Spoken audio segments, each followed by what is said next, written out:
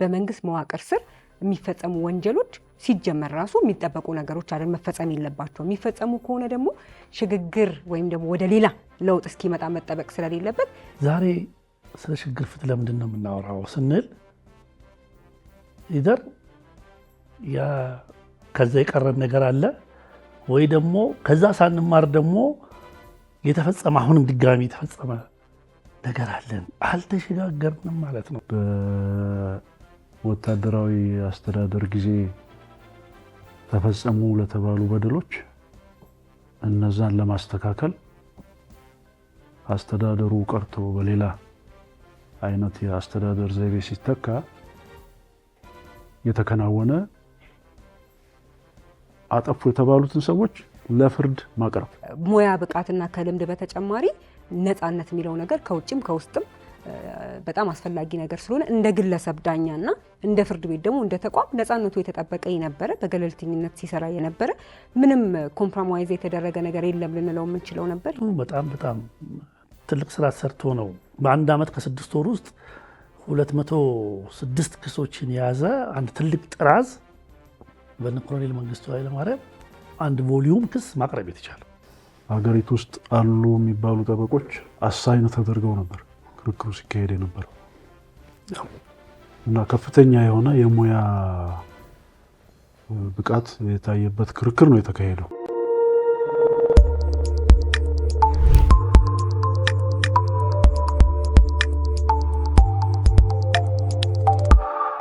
ሰላም ጤና ይስጥልን። የተወደዳችሁ የፍትህ ለሀገሬ ፕሮግራም ተከታታዮች፣ ፍትህ ለሀገሬ የተሰኘው ሳምንታዊ ፕሮግራማችን እንሆ ጀምረዋል። አዘጋጅቼ የማቀርብላችሁ እኔ ሊያ ተረፈ ነኝ። ዛሬ በፍትህ ለሀገሬ ውይይት የምናደርግበት ርዕሰ ጉዳይ ስለ ሽግግር ፍትህ ነው።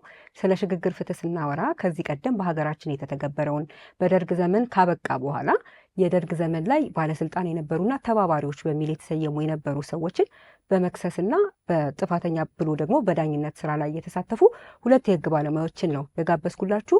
እንግዶቼ አቶ ኑሩ ሰኢድ ጠበቃና የህግ አማካሪና አቶ ዮሴፍ ኪሮስ እንዲሁ ጠበቃና አማካሪ ናቸው። አቶ ኑሩ ሰኢድ በዛ ወቅት የኮሎኔል መንግስቱ ኃይለማርያምን ጉዳይ አስመልክቶ ወይም ደግሞ ሌሎቹን ጨምሮ ዳኛ የነበሩና በዛ ጉዳይ ላይ የተሳተፉ የነበሩ ናቸው። አቶ ዮሴፍ ኪሮስ ደግሞ ከምርመራ መምራት ጀምሮ ክስ ማቅረብና ፍርድ ቤት ላይ ክርክር አቅርቦ እስከ ማስወሰን ድረስ በልዩ አቃቤ ህግ ጽሕፈት ቤት በሚል በዛ ወቅት በተቋቋመው ላይ የአቃቤ ህግ በመሆን ሲሰሩ የነበሩ ናቸው። ከእንግዶቼ ጋር ስለ ሽግግር ፍትህ ስላለፉበት ሂደትና አሁን ደግሞ ሀገራችን ልትማር ይገባል የሚሉትን መልእክት ያስተላልፉልናል። መልካም ቆይታ። ሁለታችሁንም እንግዶቼ ሰውናችሁ ስለመጣችሁ በጣም አመሰግናለሁ። ዛሬ የምናወራው እንግዲህ በብዛት ከዚህ ቀደም እናንተ በአቃቤ ህግና ዳኛ ሆናችሁ ስትሰሩ ምን ነበረ የሚመስለው ሂደቱ የሚለው ላይ ስለሆነ ፎከስ የምናደርገው የችሎቱ ድባብ ምን ይመስል ነበረ፣ ክስ ከመቅረቡ በፊት ደግሞ ሰዎች እንደዚህ አይነት ወንጀሎች ሰርተዋል ተብለው በቁጥጥር ስር ከዋሉ በኋላ የሚቀርቡ አካልን ነፃ የማውጣት እና የመሳሰሉት አይነት ክርክሮች ወይም ደግሞ ፍርድ ቤት የሚቀርቡ ጉዳዮች ነበሩና እንዴት ያለ ነበረ የችሎቱ ድባብ ከሚለው እስኪ ከትውስታው እንጀምር። ይህ ድል ስለተሰጠኝ አመሰግናለሁኝ። እንግዲህ በጊዜያዊ አስተዳደር ደርግ መንግስት በ1983 ዓ.ም ከስልጣን በኃይል ሲወገድ ስልጣኑን የያዘው ኢህአዴግ ወይም የተባለው መንግስት በዋናነት ሰራዋለሁ ብሎ ያሰበውና በዓለም አቀፍ ማህበረሰቡ በሀገር ውስጥም በነበረው ሁኔታ በተለይ በደርግ መንግስት የተፈጸሙ ወንጀሎችን ፈጻሚዎቹን ለፍርድ የማቅረብ ስራ ይሰራል የሚል ኮሚትመንት ስለነበረ ይሄ ደግሞ ቀድሞ የነበሩ መንግስታት ኢትዮጵያ ውስጥ መንግስት ሲቀየር ወንጀል የፈጸሙ ሰዎች ከህግ ውጭ የሚደረጉ ነገሮች ስለነበሩ ይህንን ለማረም በሚመስል ሁኔታ በዛ ጊዜ ወንጀል የፈጸሙ ሰዎችን በፍርድ የማቅረብ ራሱን የቻለ የልዩ አቃቤ ሕግ ጽሕፈት ቤት ነፃነቱን የጠበቀ እናቋቁማለን ብለው ለዓለም አቀፉ ማህበረሰብ ለሀገር ውስጥም በገቡት ቃል መሰረት በአዋጅ ቁጥር 2284 በሽግግር መንግስት ፓርላማ የልዩ አቃቤ ሕግ ጽሕፈት ቤት ተቋቋመ። የልዩ አቃቤ ሕግ ጽሕፈት ቤት ሲቋቋም በዋናነት በአዋጁ የተሰጠው ስልጣን በደርግ መንግስት ዘመን በመንግስት ባለስልጣኖችና በተባባሪዎቻቸው የተፈጸሙ ወንጀሎችን ምርመራ ለማጣራትና ክስ የማቅረብ ስራን እንዲሰራ ነው በአዋጅ ቁጥር 22/84 አንቀጽ 7 የተቋቋመው። ስለዚህ ቀደም ከነበሩት የአቃቢ ሕግ መስሪያ ቤት ለየት የሚያደርግ አቋቋም ነበረው። ምክንያቱም ቀድሞ በነበረው አሰራሮች በስነስርዓት በወንጀል ስነስርዓት ሕጉም ምርመራ የሚደረገው በፖሊስ ነው። ምርመራ መዝገብ ከመጣ በኋላ አቃቢ ሕግ መርምሮ ነው ስራውን የሚሰራው፣ ክስ የማቅረብ የመዝጋት ሌሎቹን።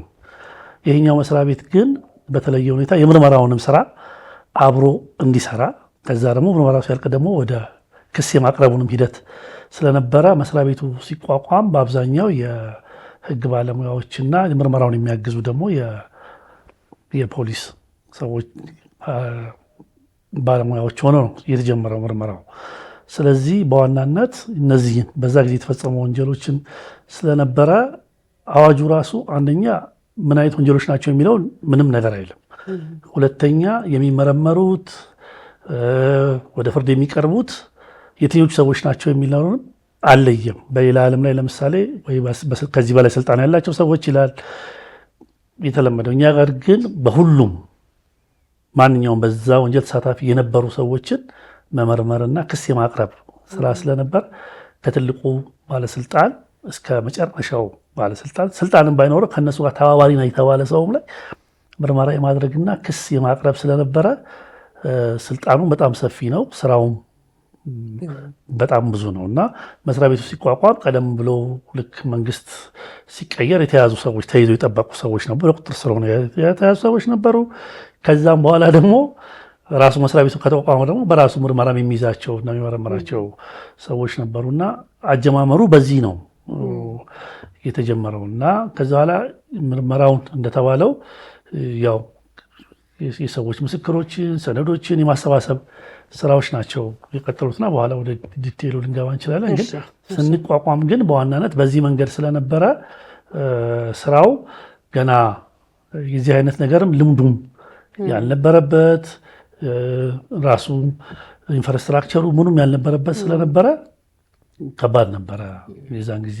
ይህ እንደዚህ አይነት ነገሮችን ባለፉት መንግስታት የተፈጸሙ የተባሉ በመንግስት መዋቅር የተፈጸሙ ወንጀሎችን ምርመራ የማጣራት ስራ እና ለፍርድ የማቅረብ ስራ በእኛ ሀገር አልተደረገም። በሌላው ዓለምም ላይ ምናልባት ኑረንበርግ ከዚ ኋላ ነው የነ ሩዋንዳ ምናምን ሁሉ እየመጣውና ያኛው ለየት የሚያደርገው የነበረው ነገር በእኛው ዜጎች በእኛው ኢንስቲትዩሽን ነው ይህ ስራ የምንሰራ ብሎ መጀመሩ ትልቁ ኮሚትመንት ነበረና ግን ምንም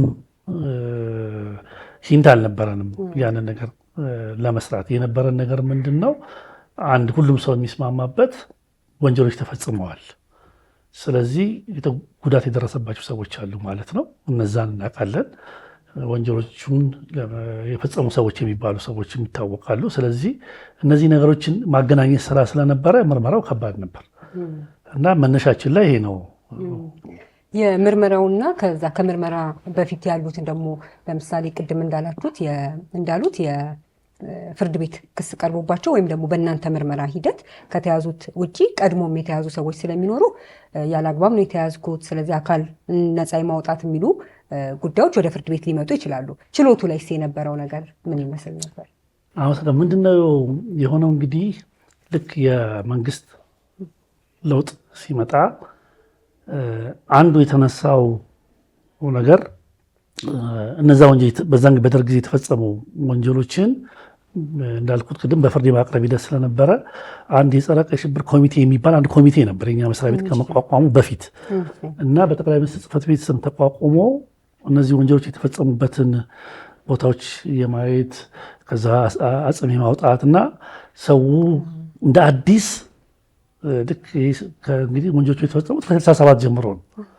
ከ67 ጀምሮ በተለይ 69 70 እያለ በኋላ እስከ 83 ድረስ ኢትዮጵያ ውስጥ እንደዚህ አይነት ወንጀሎች ተፈጽመዋል። ምንድነው የሆነው? ህዝቡ በተለይ እንደዚህ ቪክቲሙ እነዚህ ጸረ ቀይ ሽብር ኮሚቴ በሚባሉት አነሳሽነት በየቀበሌው በየወረዳው በሀገር አቀፍ ደረጃ ይህንን ነገር የማንቀሳቀስ ነገር ተጀመረ። ስለዚህ በየቦታው እንደ አዲስ ለቅሶ መቀመጥ ሆነ። ገሌ ሞተዋል፣ ገሌ ሞተዋል። ሁሉም ሰው የዛ አይነት ውስጥ ስለነበረ የእኛ መስሪያ ቤት በሚቋቋምበትና ወደ ስራ በሚገባበት ጊዜ እነዚህ ኮሚቴዎች ነበሩ ቀድሞ ይህን ነገር ያደርጉት የነበረው እና የቪክቲሙ ተነሳሽነት በጣም ከፍ ብሎ የነበረበት ነበር እና እንዳልኩት የተያዙ ሰዎች ቀድሞ የተያዙ ሰዎች አሉ። በኋላ በእኛም በምርመራ የሚያዙ ሰዎች አሉ። አዋጁ ምንድን ነው ያደረገው? የሃቤስ ኮርፐስን ጥያቄ በእኛ መስሪያ ቤት ጉዳይ የሚቀርበውን የሃቤስ ኮርፐስ ጥያቄ ለ6 ወር አግዶት ነበር እንዳይቀርብ። ልክ የ6 ወሩ ኢሹ ለምንድን ነው? ልክ እኛ እዛ ከገባን በኋላ አትሊስት ምርመራ እያደረግን ሰዎችን ወደ ጊዜ ቀጠሮ እየወሰድን እንድንቆይ ነበር። ግን ምርመራው በጣም ሰፊ ስለነበረ ያ 6 ወር ምርመራው ሊያጠናቀቀው አይችልም። ለምን እንግዲህ ከሀገር አቀፍ ከኤርትራ ውጭ በመላው ኢትዮጵያ ነው ይህ ስራ ተፈጽሟል ያልተሄደው። ስለዚህ በጣም ሰፊ ስለነበረ የነበርነው ሰዎች ቁጥር ስለነበር ምርመራው በዛ ጊዜ ሊበቃ አይችልም። የሆነው ነገር ምንድነው? ወዲያው ልክ 6 ወሩ ሲያልፍ ተጠርጣሪዎች ወደ ሃቤስ ኮርፐስ የማቅረብ ጥያቄ ነው የሄዱት። ምናልባት በዛ ልክ ሃቤስ ኮርፐስ ኢትዮጵያ ውስጥ የአካል ነፃ ማውጣት ህጉ ራሱ የፍትሐ ብሔር ስነ ስርዓት ህጉ ላይ ቢኖርም የተተገበረ አይመስለኝም። የዛ ጊዜ ግን እንደ አሸን ነው የፈለው። ስለዚህ የኛ ላይ ምንድነው እዚህ ጋር የጊዜ ቀጠሮ ሰዎችን ይዘን እንሄዳለን። አዲስ የሚያዙ ሰዎች አሉ፣ ምስክሮች እንቀበላለን፣ የተያዙ ሰዎች አሉ። እዚህኛው ለጊዜ ቀጠሮ ፍርድ ቤት እንሄዳለን። እዚህኛው ጋር ደግሞ የሃቤስ ኮርፐስ ጥያቄ ስላለ እሱን ደግሞ ለመመለስ ከፍተኛ ፍርድ ቤት እንሄዳለን እና እነዚህ ሁለት ፍርድ ቤቶች ላይ መጓተት ነበረን። በእኛ በኩል የነበረ ሪሶርስ በጣም ትንሽ ነው እና እዚያ ጊዜ ቀጠሮ በጣም የዛ ጊዜ የነበረ ጊዜ ቀጠሮ አሰራር አሁንም ሊሆን ይገባል ብዬ የማስበው ነገር ቃሊቲ አንዱ ቃሊቲ ነበር። ለምስረኞቹ የነበሩት ቃሊቲ ስለነበረ እዛ የነበሩ የጊዜ ቀጠሮ ዳኞች 15 ቀን ጊዜ ቀጠሮ ከፈቀዱልን በኋላ በ15ኛው ቀን ይዘን ስንሄድ የምርመራ መዝገብ ይዞ መሄድ ግዴታ ነበር። የምርመራ መዝገቡ ላይ ያ ዳኛ በዚህ በ15 ቀን ውስጥ ምን ሰራችሁ ብሎ ይፈርምበታል። እያንዳንዱን በዛ 15 ቀን ውስጥ የተሰራ ነው። ያንን ኢቫሉዌት አድርገው ነበረ ሆነስትሊ ተጨማሪ ጊዜ ቀጠሮ የሚፈቅዱት። እዚህ ጋር ደግሞ የሃቤስ ኮርፐሱ ጥያቄ አለ። ከህግ ውጭ የታሰረው የሚል ከዚህኛው ፍርድ ቤት ያስፈቀድነውን ጊዜ ቀጠሮ የጊዜ ቀጠሮ ፍቃድ የፍርድ ቤት የማሰሪያ ፍቃድ ለዚህኛው ፍርድ ቤት ደግሞ ይዘው የሚሄድ ነገር ነበርና የነበረው ነገር በጣም ከባድ ነበር። አዲስ አበባ ላይ ብቻ አልነበረም የሃቤስ ኮርፐስ ጥያቄ የሚል የማዕከላዊ ፍርድ ቤት የሚባል ፍርድ ቤት ነበር በዛ ጊዜ። ለምን በሽግግር መንግስቱ ጊዜ ስለነበርና ይሄ የማዕከላዊ ፍርድ ቤት በየክልሎችም ታስረው የነበሩ ሰዎችን የሃቤስ ኮርፐስ ጥያቄ ሲቀርብለት ተዘዋዋሪ ችሎት ይሄድ ነበር። ለምሳሌ እኔ ባህር ዳር ሄጃለሁ፣ ጎንደር ሄጃለሁ እና የሃቤስ ኮርፐስ ጥያቄው በጣም የተጋጋለበትና ይሄ ህግ ራሱ እንደ ህግ ወደፊት ተግባራዊ የመጣበትና የተፈተነበት ጊዜ ነበርና የሃቤስ ኮርፐስ ፍርድ ቤቶች ይህን ሰውዬ ያለ ጊዜ ቀጠሮ አስራችሁታልና ልቀቁት ተብሎ ብዙ የተወሰነ ሰዎች ነበር። ለምሳሌ ከታላቅ ባለስልጣኖች ከሚባሉ ሰዎች ውስጥ በኋላ እድሜ ልክ ሞት ከተፈረደባቸው ሰዎች ውስጥ በሃቤስ ኮርፐስ ችሎቱ ከህግ ውጭ አሰራችሁት ልቀቋቸው ተብሎ ተለቀው በድጋሚ ተይዘው በኋላ በፍርድ ፕሮሰሱ ሄደው ያለፉ ነበሩና የጊዜ ቀጠሮ ፍርድ ቤት ላይ ጠንካራ እንደዚህ አይነት ስራ የተሰራ ነበር። የማዕከላዊ ፍርድ ቤት የነበረው የሃቤስ ኮርፐሱን ችሎትም በዚህ ሁኔታ ነበርና የነበረው ነገር አንደኛ ከብዛቱም ገና ሴንሲቲቭ የነበረ ነገር ነበረ። ለምንድነው አሁን ቅድም ተናገርኩት ቪክቲሞቹ የዛን ጊዜ በጣም የተነሳሱበት ጊዜ ነበርና አንድ ሰው ፌመስ የሆነ ሰው በሃቤስ ኮርፐስ ጥያቄ ገና እነሱ ክስ ቀርበው እነሱ መጥተው ምስክርነት ሳይሰጡ በነፃ ሂዱ ተብሏል ሲባል የዛን ጊዜ ሚዲያውም ደግሞ ጋዜጣው ምኑም አዲስ ስለነበረ የሚጻፍ ነገር ስለነበር ቪክቲሞቹ ላይ የሆነ የሚያሳድረው ነገር ነበር እና በሁለቱም ፍርድ ቤቶች ላይ በነበረው ነገር እንዳቅም በቃ ቁጥጥር ለማድረግ የተቻለውን ነገር ይደረግ ነበርና ክሱ እስከሚቀርብበት ጊዜ የመጀመሪያው ክስ እስከሚቀርብበት እስከ 87 ዓመተ ምህረት ድረስ በነበረው ሂደት እንግዲህ 85 ነው የተቋቋመው መስሪያ ቤቱ 85 መጨረሻ። ከዛ በኋላ 86 ጀምሮ ሃቤስ ኮርፐስ ተጀመረ። ከአንድ ዓመት ተኩል ምርመራ በኋላ ነው የመጀመሪያው ክስ በነ ኮሎኔል መንግስቱ ኃይለማርያም ላይ ክስ የቀረበው። ያ ክስ ደግሞ የያዘው ነገር የአንድ ጉዳዮችን ብቻ አልነበረም። በመላው ሀገሪቱ ተፈጽመዋል ከተባሉ ሳምፕል ከሆኑ የሆኑ ጉዳዮችን አንድ የያዘ ስለነበር እንግዲህ በዛ አካባቢ ላይ ሁሉ ምርመራ ከተሰራ በኋላ ነው በ1987 የመጀመሪያው ክስ በእነ ኮሎኔል መንግስቱ ኃይለማርያም ላይ በፌዴራል ከፍተኛ ፍርድ ቤት አንደኛ ወንጀል ችሎት የቀረበውና ሂደቱ በተለይ ክስ ውስጥ የሚቀርብበት ጊዜ የነበረው የምርመራው የሀቤስ ኮርፐሱ ነገር ትልቅ ልምድ የሰጠ ነው። አንደኛ አቃቢ ሕግ ራሱ ምርመራውን ራሱ የሚሰራበትን ከዛ በኋላ እኮ የጸረ ሙስና ኮሚሽን ሲቋቋም የጉምሩክ ኮሚሽን ሲቋቋም መሰረት የሆኑት የልዩ አቃቢ ሕጎች ምርመራውን ራሱ እንዲሰራው ተብሎ በአዋጁ የወጣው ነገር ያንን እያሳደገ መጥቶ እኮ ነው በቀጥታ አቃቢ ሕግ ወደ ምርመራውና ወደ ክሱ መምጣት የጀመረውና እስከ ክሱ እስከሚቀርብበት ጊዜ የነበረው በጣም በጣም ከባድ ጊዜ ነው። ለምን ምርመራ ነው የምንሰራው። እዚህ ጋር የተጎዱ ሰዎች አሉ። እዚህ ጋር ደግሞ በአካል ወንጀል ፈጽሟል ተጠርጥረው የሚያዙ ሰዎች አሉ። ያ ወንጀል ደግሞ ልዩ የሚያደርገው ከላይ መዋቅር ያለው ሰው የሚያውቀው ላይ ያለውን ሰው አይደለም የሚያውቀው። ከቤቱ ልጁን የወሰደበትን ሰው በምርመራ ሄዶ ምርመራ ክፍል ወስዶ አካሌን አውሎኛል የሚለውን ሰው እሱን ነው የሚያውቀው። ስለዚህ እዛ ማህበረሰብ ውስጥ አንድ ላይ ይኖሩ የነበረ ስለሆነ ከ17 ዓመት ከ15 ከ16 ዓመት በኋላ ይሄ ድል ሲመጣ ሰው እንደ አዲስ ነው የተነሳሳውና ድንበር የለሽም ስለነበር ይሄ በሀገሪቷ መላ የተፈጸሙ ነገሮች ስለነበሩ በእኛ በነበረን ሪሶርስ በነበረው ቴክኖሎጂ ያንን ምርመራ አዳርሰን የሁሉንም ቪክቲም ባለማበስ በጣም ከባድ መስዋዕትነት የሚያስከፍል ስራ ነው የተሰራ። በእውነት ነው የምንለው በዛ ጊዜ የነበርን አቃቢ ሕጎችና መርማሪዎች ማንም ሰው ሊሰራው የሚችለው ስራ አልነበረም። በእኛ ተቋም በጣም ጠንካራ ኃላፊ ነበሩ። ይህን ስራ ሰርተው ሊያሰሩ የሚችሉ ሰራተኛውም ሰውም ደግሞ ኮሚትመንት የነበረው ኮሚትመንት በእውነት ነው የምንለው እንግዲህ ይህን የምናወራው የዛሬ 25 ዓመት ምናምን በፊት የነበረ ነው። በዛ እድሜያችን ማለት ነው። አብዛኛው ሰው የነበረው ኮሚትመንት የተለየ ነበረ እና ምንም ነገር በአውቶቡስ ከዚህ ጋር ከዚህ ጉዳም ሁሉም መላው ሀገሪቱ ያልተነካች ቦታ የለችም እና በእውነቱ በጣም በጣም ትልቅ ስራ ሰርቶ ነው በአንድ ዓመት ከ6 ወር ውስጥ 206 ክሶችን የያዘ አንድ ትልቅ ጥራዝ በእነ ኮሎኔል መንግስቱ ኃይለማርያም አንድ ቮሊዩም ክስ ማቅረብ የተቻለው ያ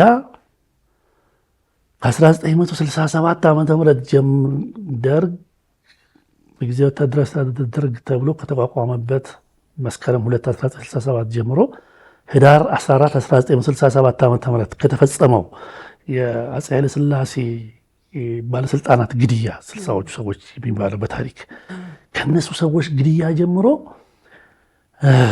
የመጨረሻ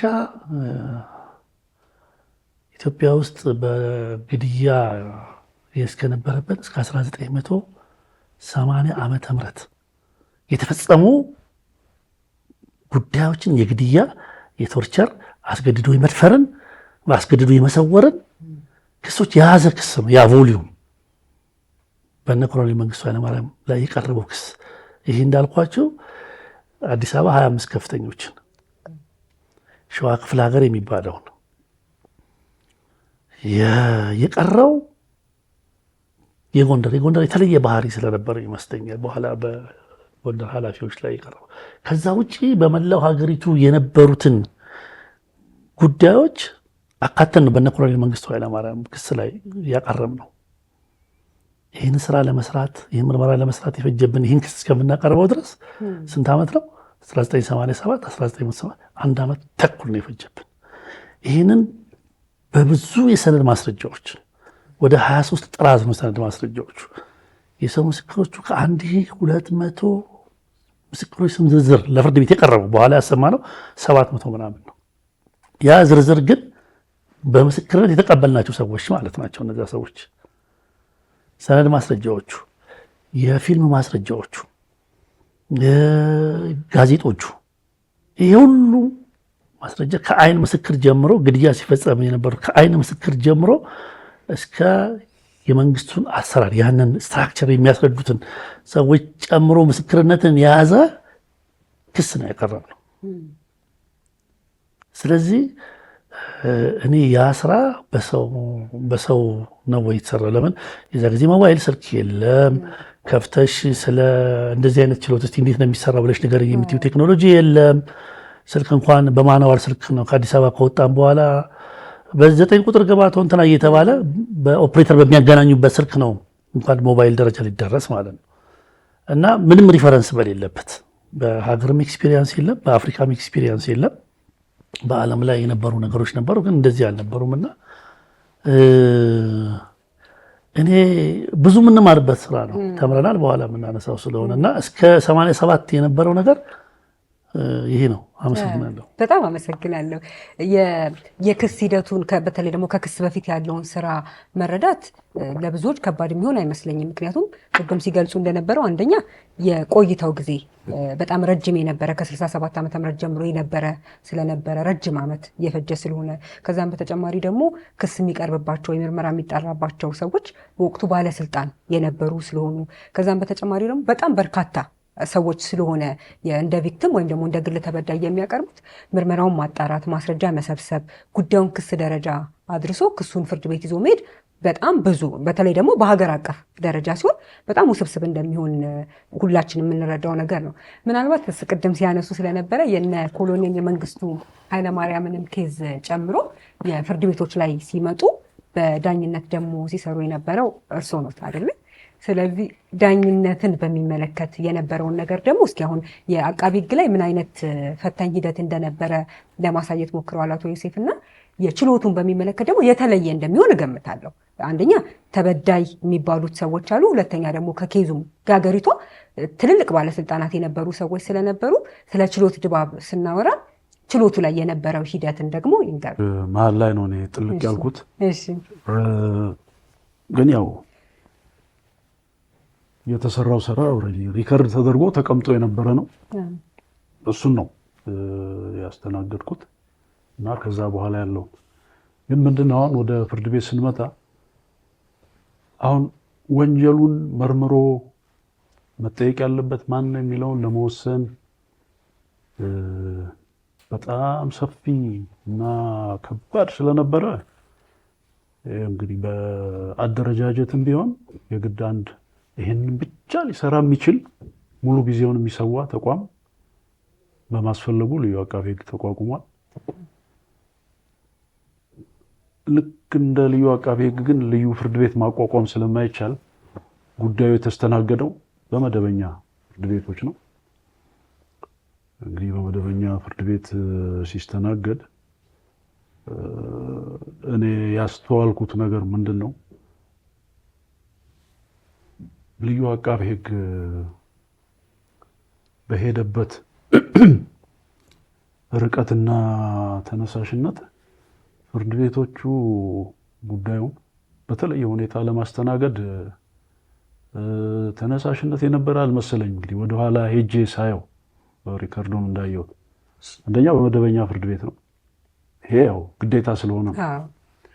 ነገር ግን ምንድን ነው ሊደረግ ይችል የነበረው ከጉዳዩ ስፋት አኳያ ይሄንን ጉዳይ ብቻ የሚያይ ችሎት አቋቁሞ ማየት ይቻል ነበር።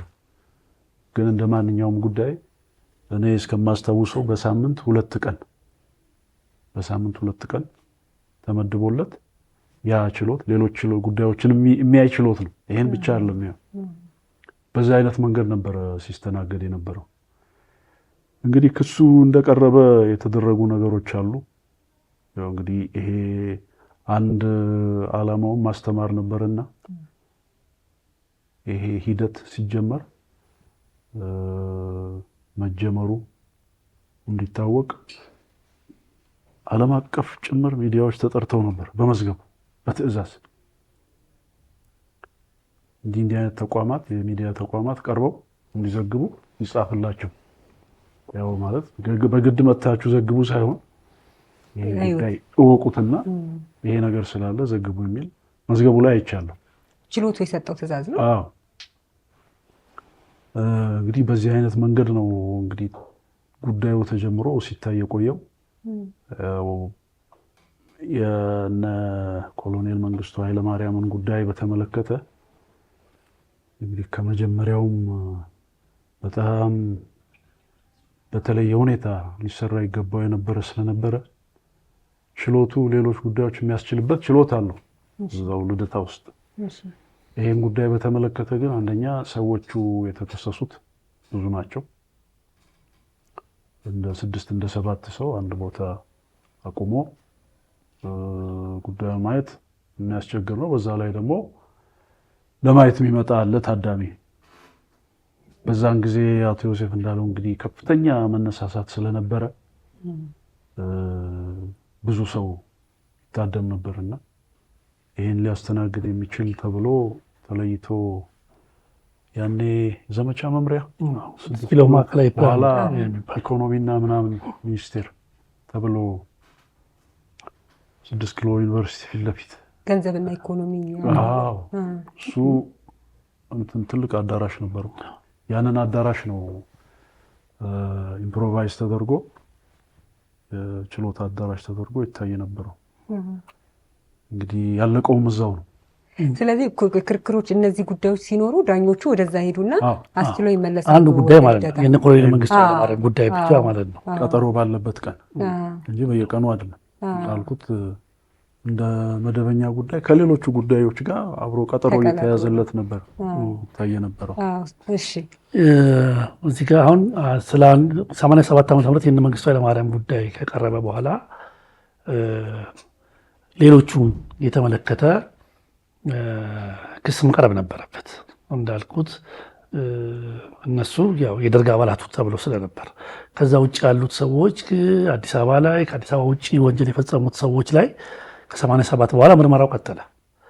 ከዛ በኋላ 89 ዓመተ ምህረት ላይ አቶ ኑሩ እንዳለው ፍርድ ቤቱም ዝግጅትነት አልነበረውም የሚለው 89 ዓመተ ምህረት ላይ ምን ዘረገፍንባቸው እኛ ፌዴራል ከፍተኛ ፍርድ ቤት ላይ የአዲስ አበባን 25 ከፍተኞች በየከፍተኛ የተፈጸሙትን ወንጀሎች እያንዳንዱ ከፍተኛ በቀበሌው ስር ያለው መዋቅር ይዘሽ ከከፍተኛ 1 እስከ ከፍተኛ 25 ድረስ ያሉ ተከሳሾችን አንደኛ፣ ከዛ በኋላ የሸዋ ክፍለ ሀገር እንደገና ደግሞ የደርግ አባላቱ ደግሞ ከዋናው ክስ ውጪ በተለያየ ከአዲስ አበባ ከወጡ በኋላ የፈጸሟቸውንም ጉዳዮች የሚመለከቱ እጅግ ብዛት ያለው ተከሳሾች መዝገብ አንድ ጊዜ እንደ ማዕበል ነው የወረርነው ፍርድ ቤቱ። እንግዲህ እኛ 87 ያንን ክስ አቀረብን የነ ኮሎኔል መንግስቱ ኃይለማርያም። ከዛ በኋላ እዛ ላይ በጣም መነሳት ያለበት ነገር አለ፣ የሚያስተምር ነገር በህግ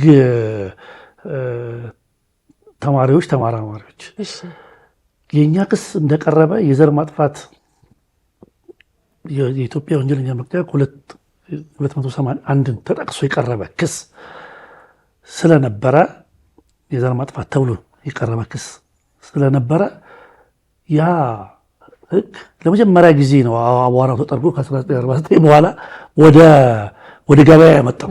ያው የህግ ገበያ ፍርድ ቤት ነው። ስለዚህ በጣም ሁሉንም ሰው ነበር ያነጋገረውና በቃ መማሪያ የሚሆኑ መቃወሚያዎች ናቸው የቀረቡት። የክስ መቃወሚያ ሆነስትሊ እነዛ የክስ መቃወሚያዎች በኢትዮጵያ የወንጀል ፍትህ ክርክር ውስጥ እንደነዛ አይነት የክስ መቃወሚያዎች ቀርበው አያውቁም። ራሱ የክስ መቃወሚያ ሲባል እኮ እንደው ፍርድ ቤት ስቴጅ የክስ መቃወሚያ ያላቸው ተብሎ ቶሎ ወደ እምነት ክደት እንዲካሄድ ነው እንጂ እንደዛ ሪሰርች የተሰራባቸው መቃወሚያዎች እንዲቀርቡ አይነበረም። እነዛ መቃወሚያዎች ቀረቡ። ከዛ በእኛም በኩል ደግሞ የዚያውን ካውንተር የሚያደርግ ሪሰርች የተሰራበት መልስ ተሰጠ። ፍርድ ቤቱ ብይን ሰጠ። 87 88 እስከ 89 ያለው ከዛ እምነት ክደት ነው። ልክ የዛ ደረጃ ስንደርስ እኛ ከስር ስራችን እየሰራን ስለነበር እንዳልኩት ይህንን አዲስ አበባ ላይ ያንን ክስ አመጣን። የአዲስ አበባንና የሸዋን ፕላስ የደርግ አባላቱ በተለያየ ከአዲስ አበባ ውጭ የፈጸሟቸውን የሚመለከቱ ያለ ባልሳሳት ከ50 እስከ 60 በላይ የሆኑ መዝገቦች በአንዱ መዝገብ 40 50 60 70 80 ተከሳሾች ሊኖሩበት ይችላሉ። ያንን ክስ ፌዴራል ከፍተኛ ፍርድ ቤት ላይ ስንዘረግፈው ፍርድ ቤቱ ሬዲ አልነበር። ሆነስትሊ ቀጠልን። ከአዲስ አበባ ውጭ የተፈጸሙ ነገሮች አንድ ችሎት አቋቁሞ ነበር፣ 6ኛ ወንጀል ችሎት ለዚህ ጉዳይ እነዚያም በኋላ ለወጡት ጉዳዮች። ከዛ ኋላ ምንድን የቀጠለው ደግሞ ከአዲስ አበባ ውጭ በየክፍለ ሀገሩ የተሰሩትን ወንጀሎች በተመለከተ ደግሞ የፌዴራል ፍርድ ቤት ስልጣን ቢሆንም የክልሎቹ ጠቅላይ ፍርድ ቤቶች ውክልና ስላላቸው እዛ ደግሞ በየክልሉ የተፈጸሙትን ወንጀሎችን በተመለከተ ደግሞ ያደረግነውን ምርመራ ደግሞ ለየክልሉ ጠቅላይ ፍርድ ቤት ቀረበ። ኢማጂን ትግራይ ላይ አማራ ክልል 2 ችሎቶች ደሴና ባህር ዳር፣ ኦሮሚያ ክልል ወለጋ እና ጅማ፣ ደቡብ ክልል አርባ ምንጭና አዋሳ። እነዚህም ክሶች ልክ 89 በኋላ በሶስተኛው ዙር ደግሞ ወደ የክልሉ ሄዱ ናቸው። ኢማጂን እንግዲህ አሁን ስራችን ከምርመራ ወደ ክስ ተቀየረ ማለት ነው። የዛ ጊዜ የነበረው ነገር እኔ በጣም እንደውም ሪፖርተር በጣም የጻፈው አርዕስት ትዝ ይለኛል። የዛን ጊዜ አሁን አቶ ኑሩ ያነሱት ችሎቱ ምንድን ነው የዛን ጊዜ የማዕከላዊ ፕላን የሚባል የኮሎኔል መንግስቱ ኃይለማርያም የሚታይበት የስብሰባ ልክ እንደ ኢሲኤ እንደዚህ ትክክል ሆኖ ከላይ ለጋዜጠኞች የሚሆን ቦታ አለው። ችሎቱ ከስር አለና የችሎቱ የተሰራበት መዋንትሮ ላይ አንድ መፈክር ነበረ፣ ተፈጥሮ በቁጥጥራችን ስር እናደርጋለን ነው ምናምን የሚል እና አንድ ቀን ሪፖርተር በጻፈው ነገር ላይ ችሎቱ ከተከሳሾቹ መፈክር ስር ነው የሚፈርደው የሚል ችሎቱ አንተን መድረኩ ዳኞች አዳራሹ ላይ እንደዚህ አይነት ጣሪያው ላይ የተጻፈ ነገር ነበርና ያ አዳራሽ በእውነት ነው የምልሽ በቃ የሀገራችንን ያ ችሎት ትልቅ ችሎት ነው። ስለዚህ ለዛ ችሎት ዲዘርቭ የሚያደርግ ቦታ ነው። ከእንትኑም አንጻር አይደለም ከሰዎች ከመያዝ ከምናምኑም ሳይሆን እንደተባለው የዓለም አቀፍ ሰዎች በጣም የሚከታተሉት ነው። በጣም በየቀኑ በየችሎቱ መጥቶ የሚዘገብበት ነው። ቢቢሲ፣ ሁሉም ትላልቅ ሚዲያዎች በኋላ ተጥሎ ሊቀር ያ ስለነበረ ይህንን የሀገሪቷን ገጽታ ይህን የዚህን ችሎት የሚመጥን ቦታ ተብሎ ይመስለኛል። እዛ ውስጥ ማን እንደወሰነ አላውቅም። እዛ እንዲሆን ግን ሳስበው እዛ መሆኑ ራሱ የጉዳዩን ትልቅነት ሀገራችን የዚህ አይነት ጉዳዮችን የማየት የኛ ባለሙያዎች፣ የኛ አቃቤ ሕጎች፣ የኛ ዳኞች እንደዚህ አይነት በራሳቸው በልጆቻቸው ላይ የተፈጸመውን ጉዳይ ለማየት የሚችሉበት ፕላስ ደግሞ ያንንም በዛ ልክ የዓለም አቀፍ ችሎት በሚመስል ቦታ ላይ እንዲታይ መደረጉ በጣም ትልቅ ቫልዩ የሚሰጠው ነው። እኔ ያንን የወሰኑ ሰዎች በጣም ነው የማመሰግናቸው። ከሴኪሪቲ አንጻር ሊሆን ይችላል፣ ግን ከዛ በላይ እኔ ይህንን የሀገሪቱን የፍትህ ስርዓት ለዓለም አቀፉ ሰዎች የሚያስተዋውቅ ስራ ስለነበረ እኔ ቦታው ራሱ የመረጡት ሰዎች በጣም ነው ጥሩ ቦታ ለሁሉም ለተከሳሾቹም፣ ለዳኞቹም፣ ለሚዲያው እንደተባለው ማክሰኞና ሐሙስ ቋሚ ችሎት ነበር። ያ ማክሰኞና ሐሙስ የሚሰራው ችሎት በጠቅላላ ከአንደኛው ቀን ጀምሮ እስከ መጨረሻው ቀን ያለው በፊልም በኢትዮጵያ ቴሌቪዥን ሪከርድ ተደርጎ የዛኑ ቀን ለችሎቱ ተገልብጦ ይሄድ ነበር። ያ ሪከርድ ሊኖር ይችላል። ከአንዱ ቀን ከመጀመሪያው ቀን እስከ መጨረሻው ፍርድ ቤቱ መዝገቡን ዘግቷል ውሳኔ ሰጥቶ እስከሚልበት ያለችው ሪከርድ በኢትዮጵያ ቴሌቪዥን የካሜራ ባለሙያዎች ቋሚ ትእዛዝ ተሰጥቶ ማለት ነው። ቅድም አቶ ኑሩ እንዳሉ ዓለም አቀፉ ሰዎችም እንደሚለው የኢትዮጵያ ቴሌቪዥን ቋሚ ሰራተኞች መድቦ ማክሰኞና ሐሙስ ካሜራዎቹ እዛው ነው ይኖሩት 10 ምናምን ዓመት መድቦ እየተቀረጸ ለፍርድ ቤቱ ይሄን ነበር። ሳውር ሂስትሪ የሀገራችን ታሪክ ነው። ይህንን ለሚመራመሩ ሰዎች ያ ችሎት የሄደበትን መንገድ በደንብ ነው የሚያሳየውና በዚህ ረገድ በጣም ትልቅ ነገር ነው የተሰራው። አሁን ከመቃወሚያና ከመልሱ ጋር በተያያዘ በጥናት ላይ የተመሰረተ ክርክር ሲቀርብ ነበር የተባለው። ከእሱ ጋር ተያይዞ ምንድነው የተደረገው? ለጠበቃ ማቆም ለማይችሉ ተከሳሾች ሀገሪቱ ውስጥ አሉ የሚባሉ ጠበቆች አሳይን ተደርገው ነበር ክርክሩ ሲካሄድ የነበረው። እና ከፍተኛ የሆነ የሙያ ብቃት የታየበት ክርክር ነው የተካሄደው። ማን ነው አሳይን የሚያደርጋቸው? ፍርድ ቤቱ። ያው ፍርድ ቤት ነው የሚያደርገው አሳይን። ማለቴ በፈቃድ ጠበቆቹ በፈቃደኝነት ሳይሆን ከሌ ለዚህ ጉዳይ ተመድበዋል ይላል ፍርድ ቤቱ ነው። ገንዘብ ተከፍሎ ገንዘቡ ትንሽ ነው፣ እያንዳንዱ ሰው ይህን ያህል ገንዘብ ይክፈል ተብሎ ተወስኖ ነው የቆመ። ከዛ ነከሌ የሚባሉ ጠበቆች ይምጡና ይቆሙ። አዎ ከሌለ ጉዳዩን ይዘህ ተከራከር ተብሎ ታዞ ትላልቅ የሀገሪቱ የህግ ባለሙያዎች ሁሉ የተሳተፉበት ነው። የባለ ጉዳዮቹ ወይም የተከሳሾቹ ፈቃድ ከግምት ገብቶ ነው ወይንስ ፍርድ ቤቱ የእነሱን መብት ለማስጠበቅ በሚል አሳይ ያደርጋል? እንግዲህ አንዳንዶቹ የለንም ብለዋል። ጠበቃ አለን ብለው የተከራከሩም አሉ ይመስለኛል ጠበቃ ይዘው። አንዳንዶቹም አልፈልግም ብለው ግድ የለም የተሻለ የሚሆነው ይሄ ነው ተብሎም አሳይን የተደረገ ያለ ይመስለኛል። ያው እንግዲህ አሁን ብዙ ዘመን ሆኖ ግን የሆነው ችሎቱ ያው እነዚህን ሰዎች ፈቃደኝነት ጠይቆ፣ ግን በዛ ጊዜ የነበሩት ባለሙያዎች በእውነት በቃ ሀገሪቷ ካፈራቻቸው አሁንም በህይወት ያሉ በህይወት የሌሉም አሉ ኢንቴግሪቲያቸውን የጠበቁ በጣም ትላልቅ ባለሙያዎች ናቸው የነበሩት። አሁን በስም ማንሳት እንደዚህ ማለት ባያስፈልግም የነበረውም ፕሮፌሽናሊ የነበረውም ነገር በጣም የሚገርም ነው እና በዚህ ምናልባት በዛ ጊዜ የተከሰሱት ሰዎች በነ ኮሎኔል መንግስቱ ኃይለማርያም ጉዳይ የተከሰሱት ሰዎች አሁንም በህይወት ያሉ ስላለ ከጠበቆቻቸው ጋር የነበራቸው ግንኙነት ምንድን ነበረ የሚለውን እነሱም ሊናገር ይችላል። ግን እኔ ሳየው አሁን በዛ ችሎት እንግዲህ ከመጀመሪያው ጀምሮ እስከ መጨረሻው አብረን ነው የነበር። ውሳኔው ክሱ ተከፍቶ ከትንሽ ጊዜ በኋላ ነው ወደዛ ችሎት የገባሁት፣ ወዲያው ማለት ይቻላል ገና ምስክርም ሳይሰማ። ከዛ ጊዜ ጀምሮ እስከ መጨረሻው ጊዜ ድረስ አብረዋቸውን የቆዩት እነዚህ ሰዎች ብዙዎቹ አልፈልግም ብሎም ያሰናበተም ሰው አልነበረም። ሰዎቹም በጣም ትላልቅ የሚባሉ ሰዎች ነበሩና ሳየው የነበራቸው ግንኙነት እነሱም ለመርዳት የተሄደበት ርቀት ጠበቆቹ እንደሙያ በጣም ትልቅ ነገር ነውና ያ የዛ አይነቱ ነገር ይናፍቃል። ትክክል በእውነት ቅድም ስለ ፍትህ ስርዓቱ ዝግጁነት በተለይ ደግሞ ፍርድ ቤቱ ላይ ስለነበረው ነገር ስትገልጹልን ነበር። የአቃቢ ህግ መስሪያ ቤቱን በተለይ የልዩ አቃቢ ህግ ጽህፈት ቤቱን በሚመለከት ምን ነገሮች ነበሩ ቻሌንጁን አቶ ዮሴፍ ቅድም ሲገልጹልን ነበረ። ግን ምናልባት የቀረ ነገር ካለ የፍትህ ስርዓቱ አሁን እንደዚህ አይነት ጉዳዮች በጣም ውስብስብ ናቸው፣ ትልቅ ናቸው።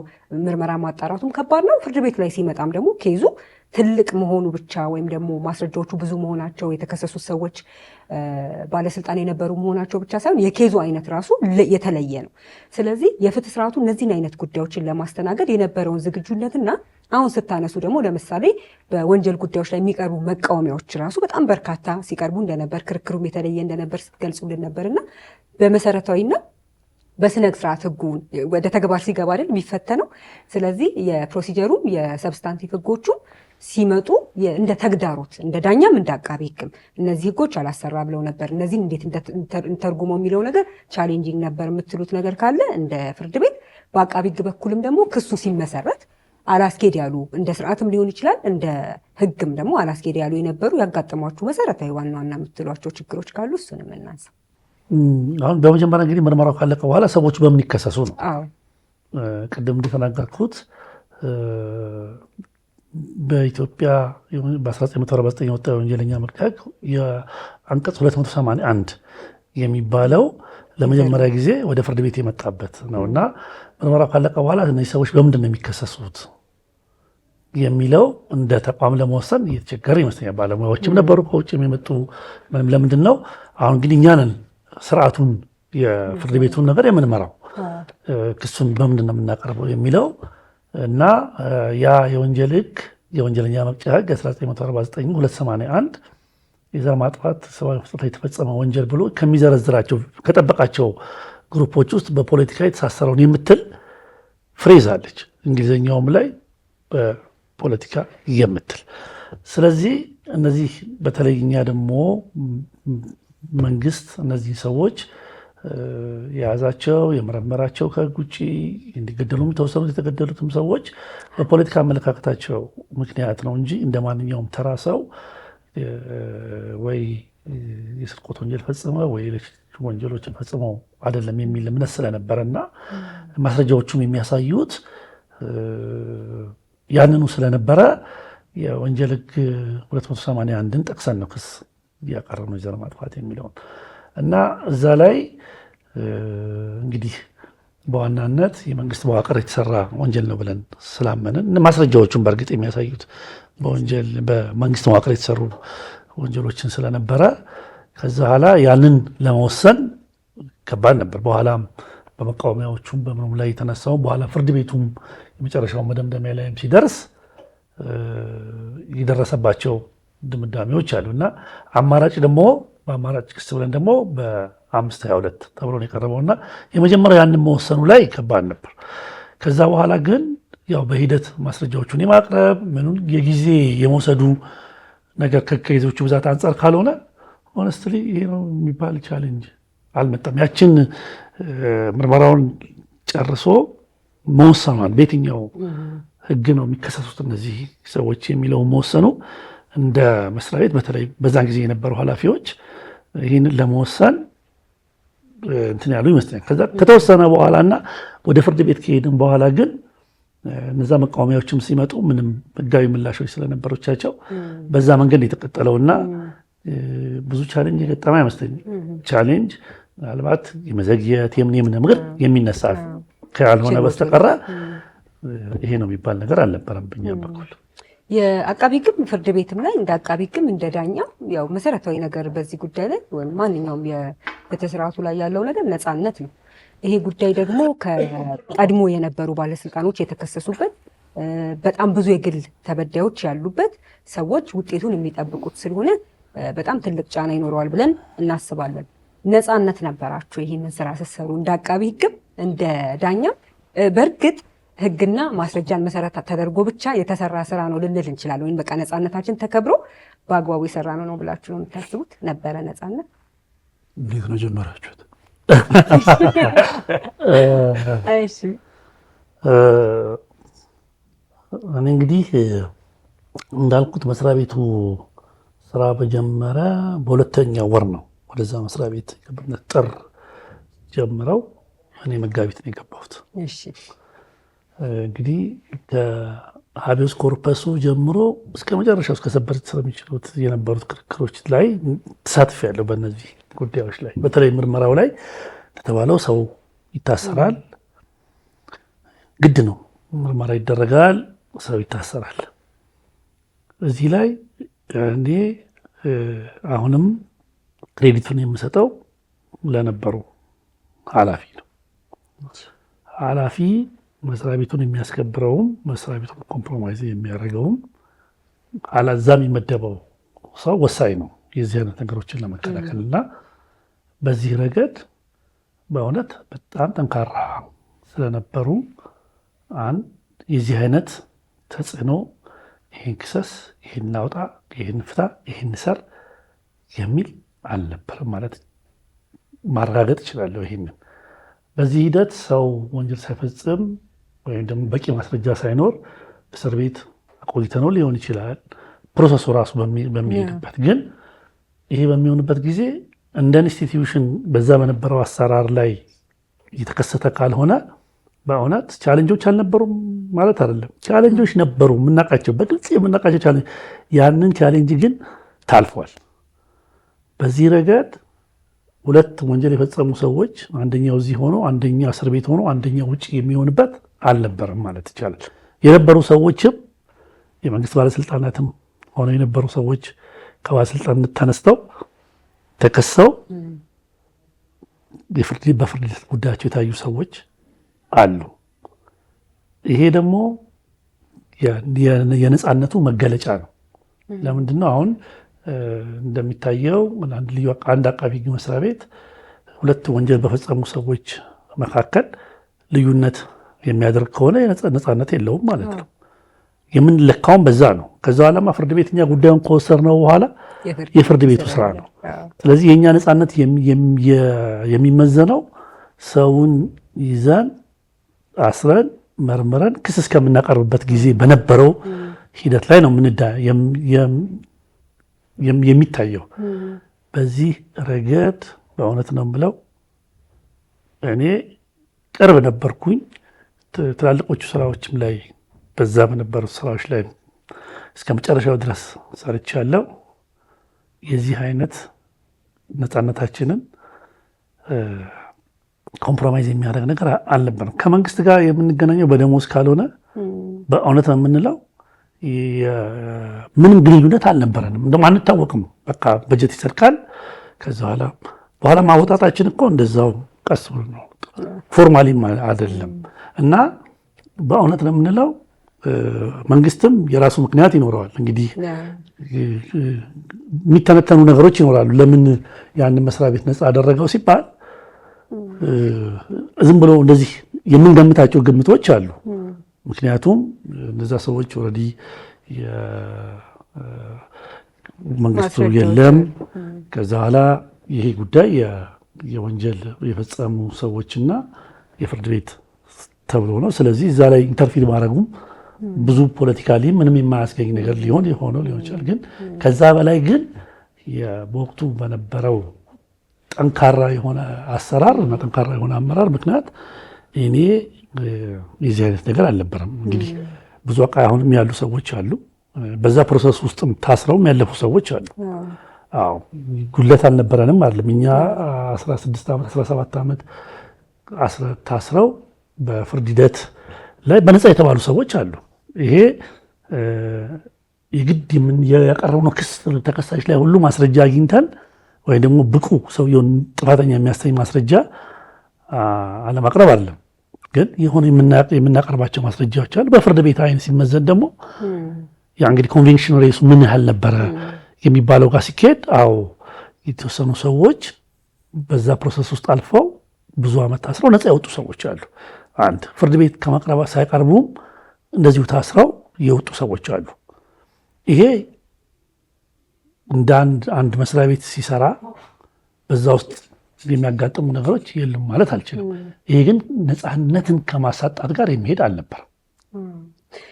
ማለትም አሁን የፍትህ ስርዓቱ ለራሱ አሁን አንድን ጉዳይ አንድ ተከሳሽ የነበረን ሰው ለአመታት እስር ላይ እንዲቆይ ተደርጎ ከዛ በኋላ ያው ጊዜው ሂደቱ የሚፈጀው የፍርድ ቤቱ መዝገብ ማየት መመርመር የሚፈጀው እንዳለ ሆኖ ያን ያህል ዓመት ታስሮ ነፃ መሆን እንደተጠበቀ ሆኖ ያው እሱ እንደ አንድ ችግር የምናየው ስለሆነ ማለት ነው። ምክንያቱ ምንድነው ለምን ያን ያህል ጊዜ ቆየ መዝገቡ የሚለው ነገር ቅድም እንዳላችሁት ፍርድ ቤቱ እነዚህን ጉዳዮች በፍጥነት ለማየት ማስረጃዎችን ለመመልከት ወይ የሚመጡ በጣም ብዙ ሂደቶች ይኖራሉ። እሱን ያስረዱናል። ግን እንደ ዳኛ ግን ለምሳሌ በወቅቱ የነበረው መንግስት ወድቆ ከዛ አዲስ መንግስት መጥቷል። ከዛ በተጨማሪ ደግሞ እንደምትሉት ቅድም ታዳሚውም የግል ተበዳይ የተባለውም ጉዳዩን በጣም ውስብስብ ከመሆኑ አንጻር ገለልተኛነታችሁንና ብቃታችሁን የሚፈትን ነገር አለ ወይስ የለም? ቅድም እንደተባለው ክስ ሲመሰረት መጀመሪያ እነዛ ነገሮች የክሱን ማቅረብ ነው የአቃቢ ሕግ ስራ። ስለዚህ ክሱ እስኪቀርብ ምርመራ እስኪጣራ ድረስ ነፃነትን መጋፋት አለ ወይስ የለም? አቃቢ ሕግ ጋር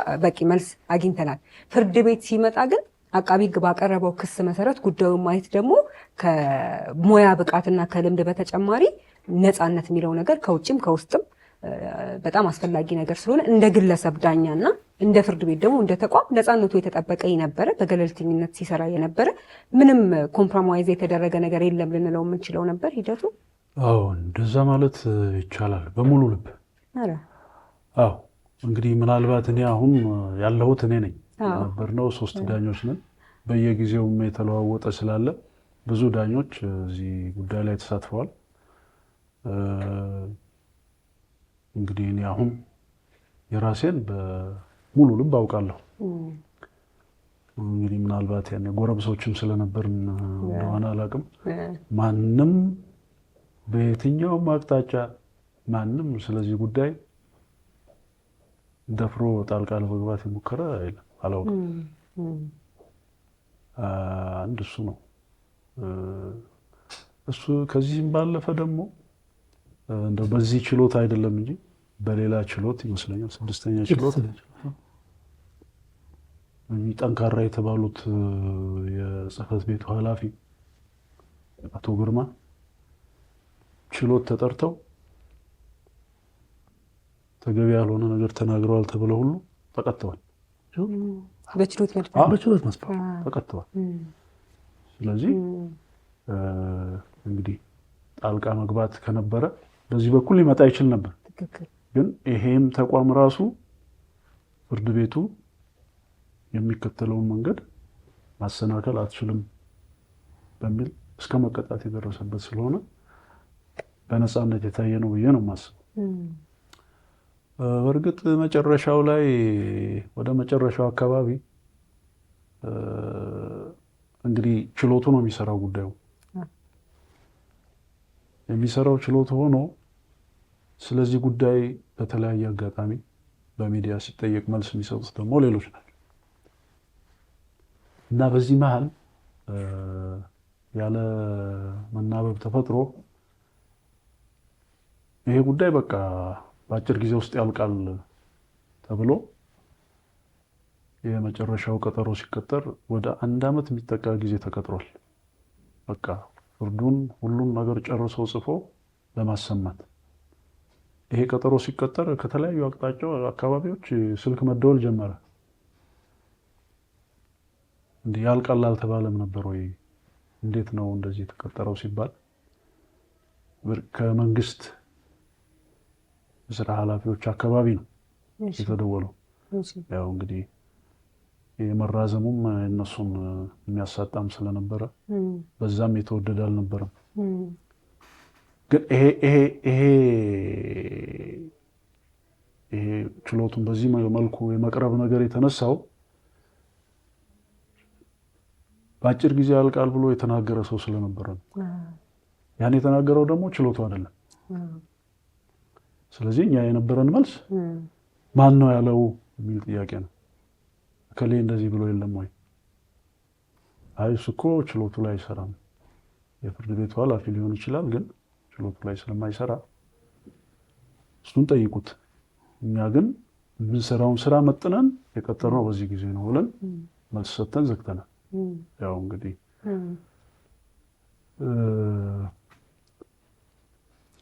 ተገቢ ኮንሰርን ነበረ፣ ግን ምንጩ ተገቢ ያልሆነ መረዳት ስለነበረ እኛም እንደ ጣልቃ መግባት አልቆጠርነው።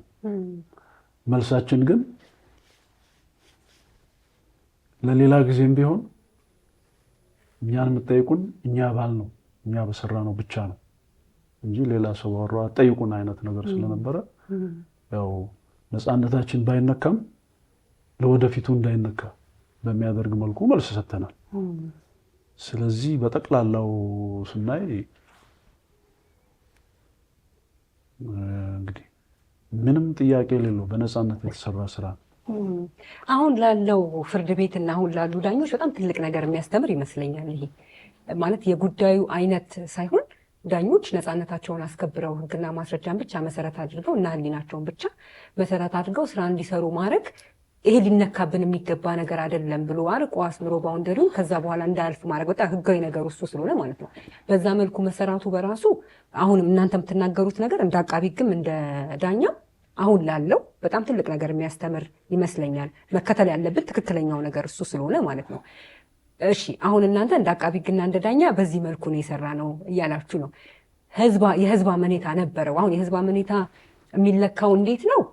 ምናልባት ጥናት ሊፈልግ ይችል ይሆናል። ያለም ነገር ካለ እሱን ትነግሩኛላችሁ። ግን በተሰራው ልክ የፍትህ የሚሰጥ ሂደት የነበረ ነው በሚል የህዝብ አመኔታ የነበረው ነበረ ሂደቱም ፍርዱም ብላችሁ ታስባላችሁ?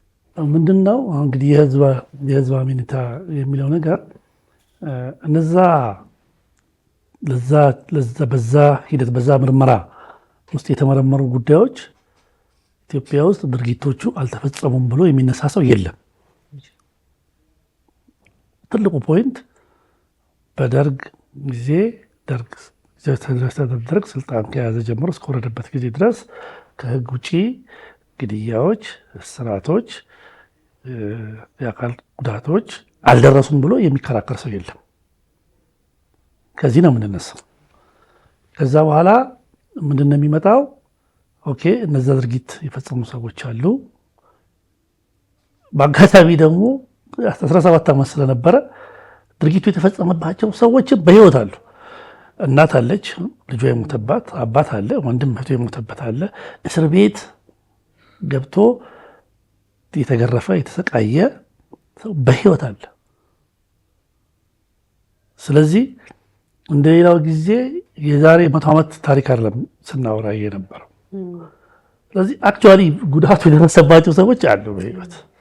ስለዚህ ከቪክቲሞቹ አንጻር አንድ፣ ሁለተኛ ደግሞ በዛ ጉዳይ እንደሚቆረቆር ሰው እንዳንድ ኢትዮጵያዊ መንግስታት ስልጣን በሚይዙበት ጊዜ ዜጎቻቸውን ከህግ ውጭ ህግ፣ ፍርድ ቤት፣ ፖሊስ፣ አቃቤ ህግ የሚባል ኢንስቲትዩሽን ባልፈረሰበት ውስጥ ወንጀል ሰራ የምትየውን ሰው ከህግ ውጭ የሆኑ ሰዎች ተሰብስበው በሻይ ቡና እየተጠጣ በሚሰጥ ውሳኔ የሰው ህይወት ማለፍ የለበትም የሚሉ ሰዎችም ይህን ነገር ይደግፉታል። ይህን ፕሮሰስ አልታደልንም እንጂ እኮ አንደኛ እንደዚህ አይነት ድርጊት ባንፈጽም፣ አንድ ሁለተኛ የፈጸሙ ሰዎችን በዛው በተፈጸመበት ስርዓት ውስጥ ስርዓት እስከሚቀየር ባንጠብቅ እድለኞች ነበር። ሁለቱ አልተሳካልንም አይደል? ሶስተኛውን እድል ተሰጠን። መንግስት በየትኛው መንገድ ሄደ? ያልተጠየቁ ሰዎችን መጠየቅ፣ የተበደሉ ሰዎችን ወደ ፍትህ ማምጣት ማንም ሰው ሊቃወመው የሚችል ነገር እኮ አለ በመሰረቱ። ስለዚህ የሚነሱ ነገሮች ነበሩ። አይ የነበረው መንግስት እኮ ለምሳሌ አንዱ በነ ኮሎኔል መንግስቱ ኃይለማርያም በሌላ ችሎቶች ይነሱ የነበሩት መከራከሪያዎች ኢህአፓም እኮ ሰው ይገድል ነበረ እና ኢህአፓስ የፈጸመው ወያኔስ የፈጸመው ወንጀልስ እና እነዚህ ሰዎች አሸንፈው የመጡ ሰዎች ስለሆኑ የአሸናፊዎች ተብሎ ይነገር ነበረ። እና ግን አዎ እነዛ ተፈጽመዋል። ግን ይሄ መስሪያ ቤት ሲቋቋም በህግ መሰረት ነው የሚቋቋመው። በህግ መሰረት ደግሞ ሲቋቋም እነዚህ ነገሮች አጣሩና ለፍርድ አቅርቡን ተባሉት። ስለዚህ እነዛ ነገሮችን እኛ ሄደን የመመርመር የማየት ስልጣን የለንም ነበር። የቆምነው ከተበዳዮቹ ጋር። ስለዚህ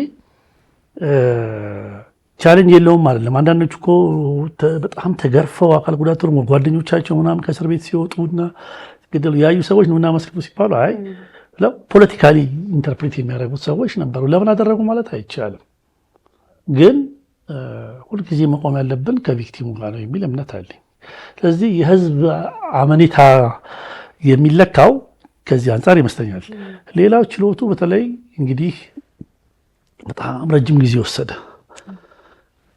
ከዛ ኋላ በነ ኮሎኔል መንግስቱ ኃይለማርያም ችሎት እንኳን ብንወስድ በፊት እንደተጀመረ በሰልፍ ተገብቶ ከዚህ መልስ ተብሎ የሚታይ የነበረ የጋዜጠኛው ማዕት የነበረ በየቀኑ እየቀነሰ ሄዶ ጥቂት የተከሳሽ ቤተሰቦችና የማይቀሩ የመንግስት ሚዲያ ሰዎች ሽፋን እስከሚደርስ ድረስ ማለት ነው። በሌሎቹ ችሎችም ስትሄጂ ጥቂት የተበዳይ ቤተሰቦች ይኖራሉ። ሌሎቹ የተከሳሾቹ ቤተሰቦች ናቸው ችሎቱን የሚሞላው። ይህ የሆነ ጊዜው እየረዘመ በሄደ ቁጥር ከአይን ስር ከልብን የመራቅ ነገር መጣ። ከዛ ኋላ በፍርድ ሂደቱ ሄዶ ሰዎቹ በተለይ ብዙ ሰው ረጅም ጊዜ ታስበው ስለነበረ ምስክሮቹ መስክረው ወደ ቤታቸው ከሄዱ ከ1 ዓመት ከ2 ዓመት በኋላ ሰውየው ስርዓቱን ጨርሶ ወደ ማህበረሰቡ ወደ እነዛ ሰዎች ይሄዳል። በመዘግየቱ ምክንያት ያም ሰውዬ ሄዶ እንዳጠፋ ሰው አይደለም አክት የሚያደርገው። ተበድሎ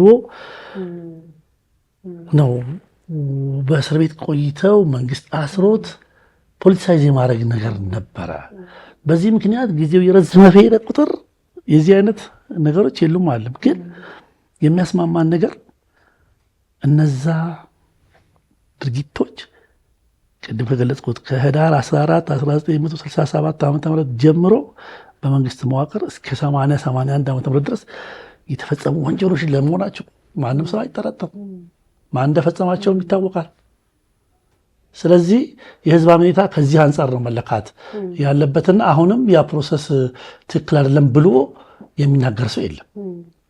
እና እኔ የህዝብ አመኔታ ከዚህ አንጻር ቢታይ ነው ከቪክቲሞቹ አንጻር ቢታይ ሞር የበለጠ ሴንስ ሊሰጥ ይችላል እንጂ አይ የህዝብ አመኔታ ነበረው አልነበረም ብሎ ወደ ክርክርም መግባት ተገቢም አይመስለኝም። በዚህ ረገድ ነው የምረዳው። የግል ተበዳዮች ወይም ደግሞ ተጎጂዎችን በሚመለከት ሁልጊዜ ለተጎጂዎች መቆም ጥሩ፣ ነገር ግን የተከሰሱ ሰዎች ደግሞ የራሳቸው የሆነ መብት ደግሞ አላቸው አይደለ? በአንድ ሰው ወደ ፍትህ አደባባይ ሲመጣ ወይም ፍርድ ቤት ሲቀር ክስ ተመሰረተበት ማለት ጥፋተኛ ነው ማለት ስላልሆነ ፍርድ ቤት ውሳኔ እስኪሰጥ ድረስ ስለሚጠበቅ ሂደቱ ለሁለቱም የሚጠቅም መሆኑን ማረጋገጥ ያስፈልጋል። ስለ ህዝብ አመኔታ ስናወራ የተበደሉ የነበሩ ሰዎች ወይም ደግሞ የተከሰሱ ሰዎች በሙሉ ጥፋተኛ መባላቸውና ቅጣት መወሰኑ አይመስለኝም የህዝብ አመኔታ የሚያመጣው። የተከሰሱት ሰዎች በእርግጥስ መከሰስ የነበረባቸው ናቸው ወይ? የፍትህ ስርዓቱ ወይም ደግሞ የፍርድ ቤቱ ሂደት ደግሞ በአግባቡ ማስረጃዎችን መዝኖ ጥፋተኛ ያላቸው ወይም ደግሞ ነፃ ያላቸው ሰዎች በአግባቡ የተሰራ ነው ወይ የሚለውም የህዝብ አመኔታን የሚያመጣ ነገር ወይም ደግሞ የሚያጠፋ ነገር ይመስለኛል። ስለዚህ የተጎጂዎቹ ወይም ደግሞ የቪክቲምና የግል ተበዳዮቹ ቤተሰብ ልንል እንችላለን፣ ራሳቸው ተበዳዮቹ ሊሆን ይችላሉ።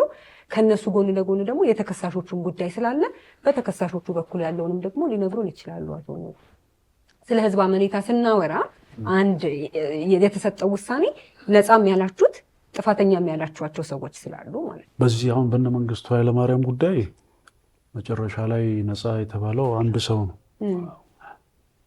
ነው። ያው እሱም የመከላከያ ማስረጃው የተመሰከረበትን አጠራጣሪ ስላደረገው፣ ከዛ ውጭ ያሉት በሙሉ ጥፋተኛ ተብለዋል። እንግዲህ ቅድም እንዳልኩት ያው ፍርድ ቤቱ በነፃነት ነው የሰራው። ማንም ይሄን አድርግ በዚህ አውጣ በዚህ አውርድ ያለው የለም። የቀረቡለትን ማስረጃዎች አየ። እነዛን ማስረጃዎች የህግ ትርጉም ሰጣቸው። በህግ በተደነገገው ህግ ተረጎማቸው። ያው እንግዲህ በመጨረሻ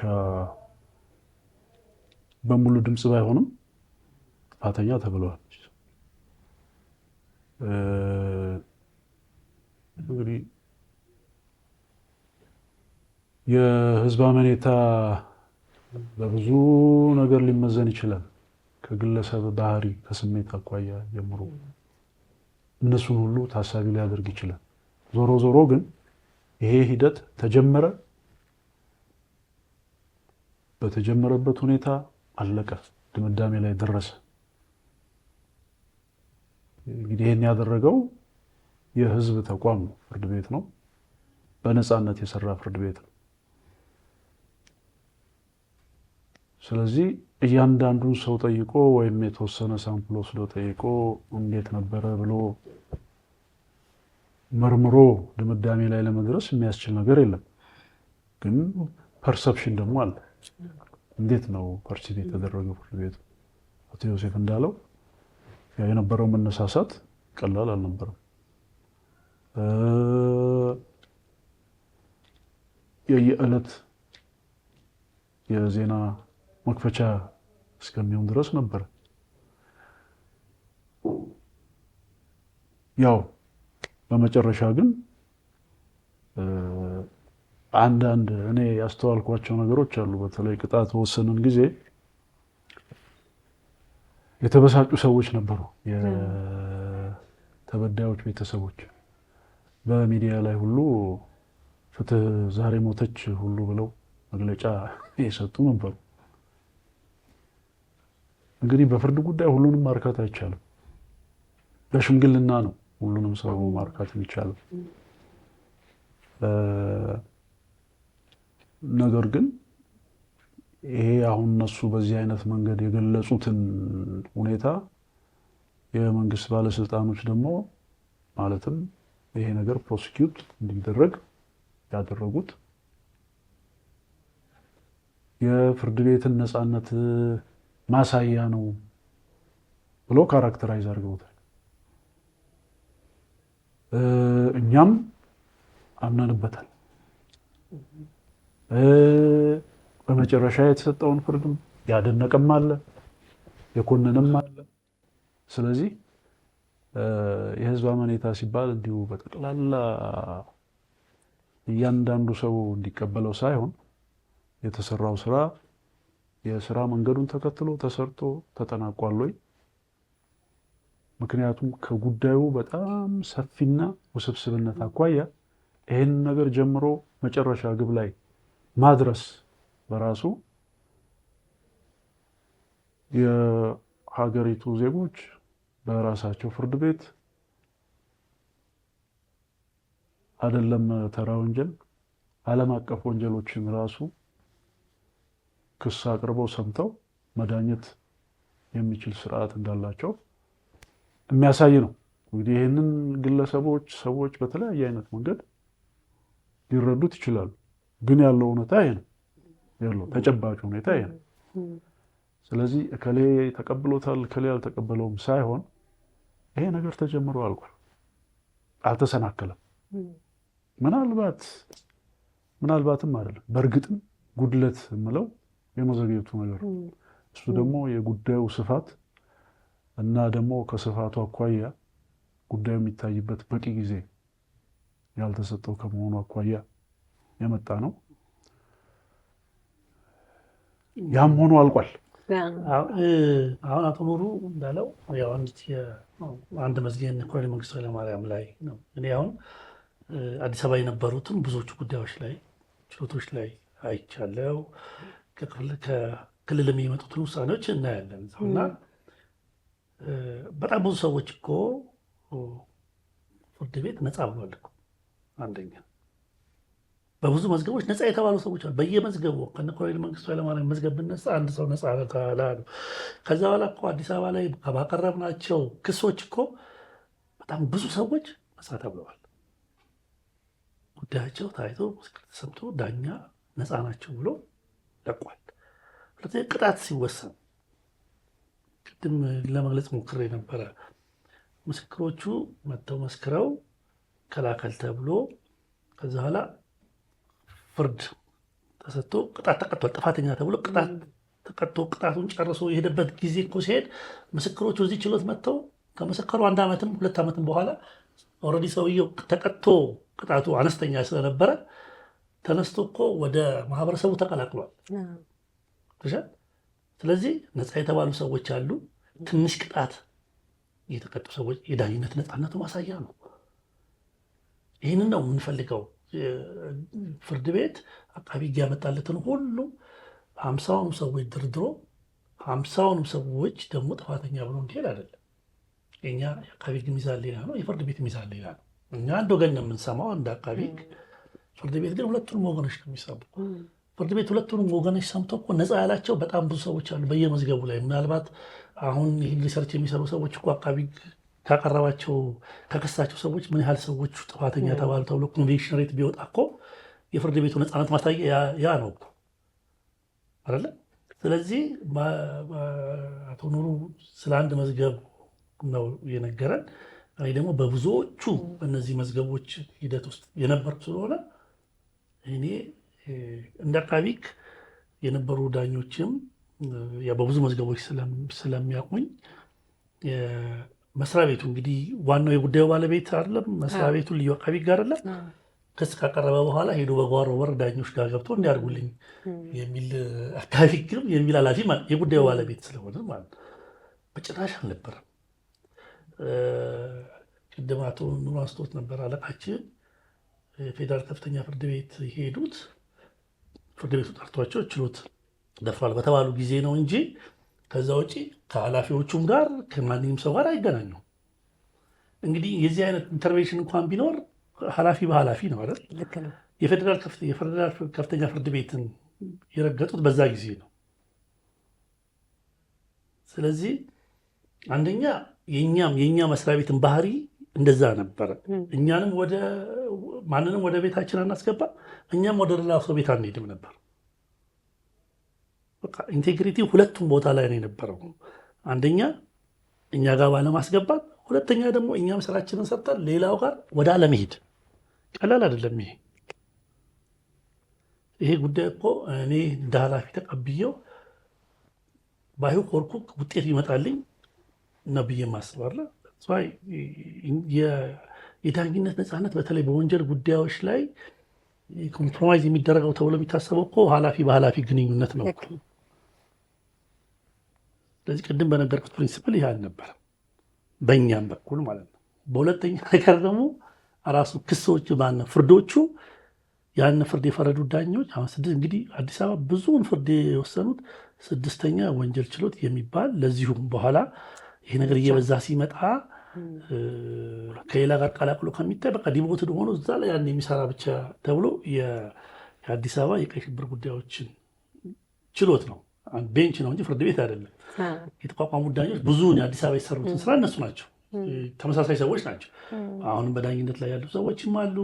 በጥብቅናም ስራ ላይ የሰሩ ሰዎች አሉ። ትላልቆቹ ውሳኔዎች እንደውም እኛ በጣም ቅሬታ ነበረን።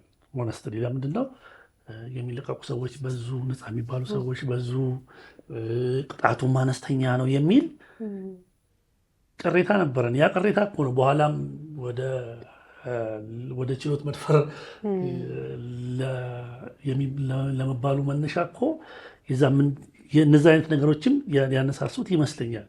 እና በዚህ ረገድ እኔ ሆነስትሊ ከኛም መርህ ከነበረውም ነገር በፍርድ ቤት በምንም ለችሎት ከምንከራከረው ችሎት ከምንገናኝ ውጭ እንደዚህ አድርጉልን ብለን የለምና እኔ በጣም የምኮራበትም አሁንም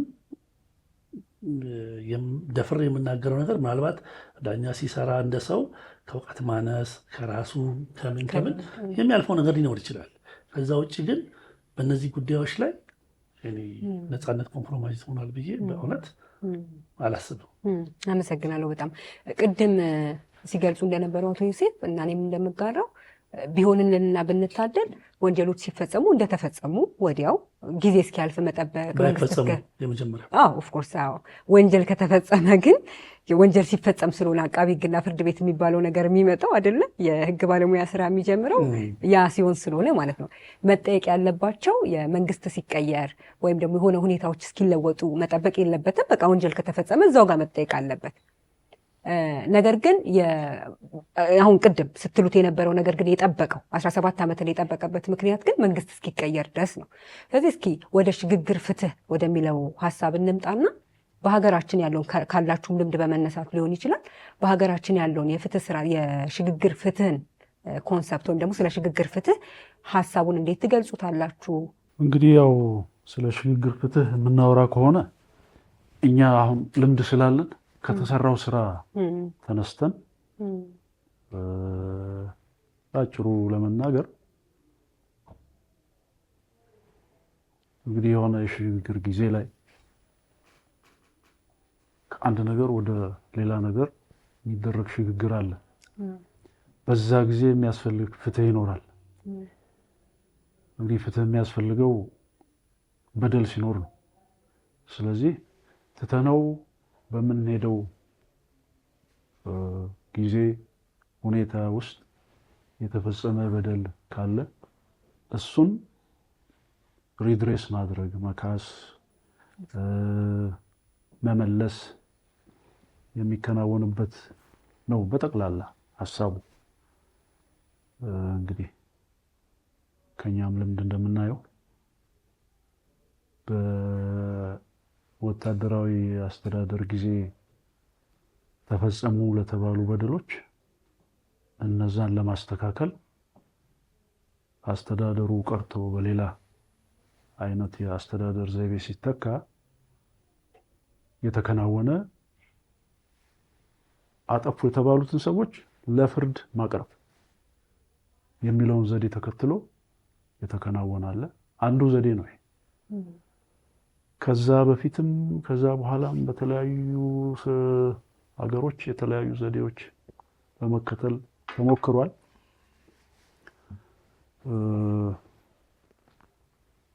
በእኛ ጉዳይ ግን እንግዲህ እንደ ኑረምበርግ ያሉ እንትኖች ስርዓቶች ከኛ በፊት የነበሩ ያሳዩን ውጤታማም የነበሩ እስካሁንም ድረስ የቀጠሉ ማለት የምንችላቸው። ምክንያቱም ተደብቀው ያሉ የናዚ ወንጀለኞች በተለያየ መንገድ እየተያዙ ለፍርድ የሚቀርቡበት እስከ ቅርብ ጊዜ ድረስ የነበረ አካሄድ ነው። እንግዲህ እኛ የነበረን ምሳሌ ውጤታማ የነበረ ምሳሌ እሱ ነው። በዛ መሰረት ያ ነገር ተከናውኗል። ራሱ የሽግግር ፍትህ ዛሬ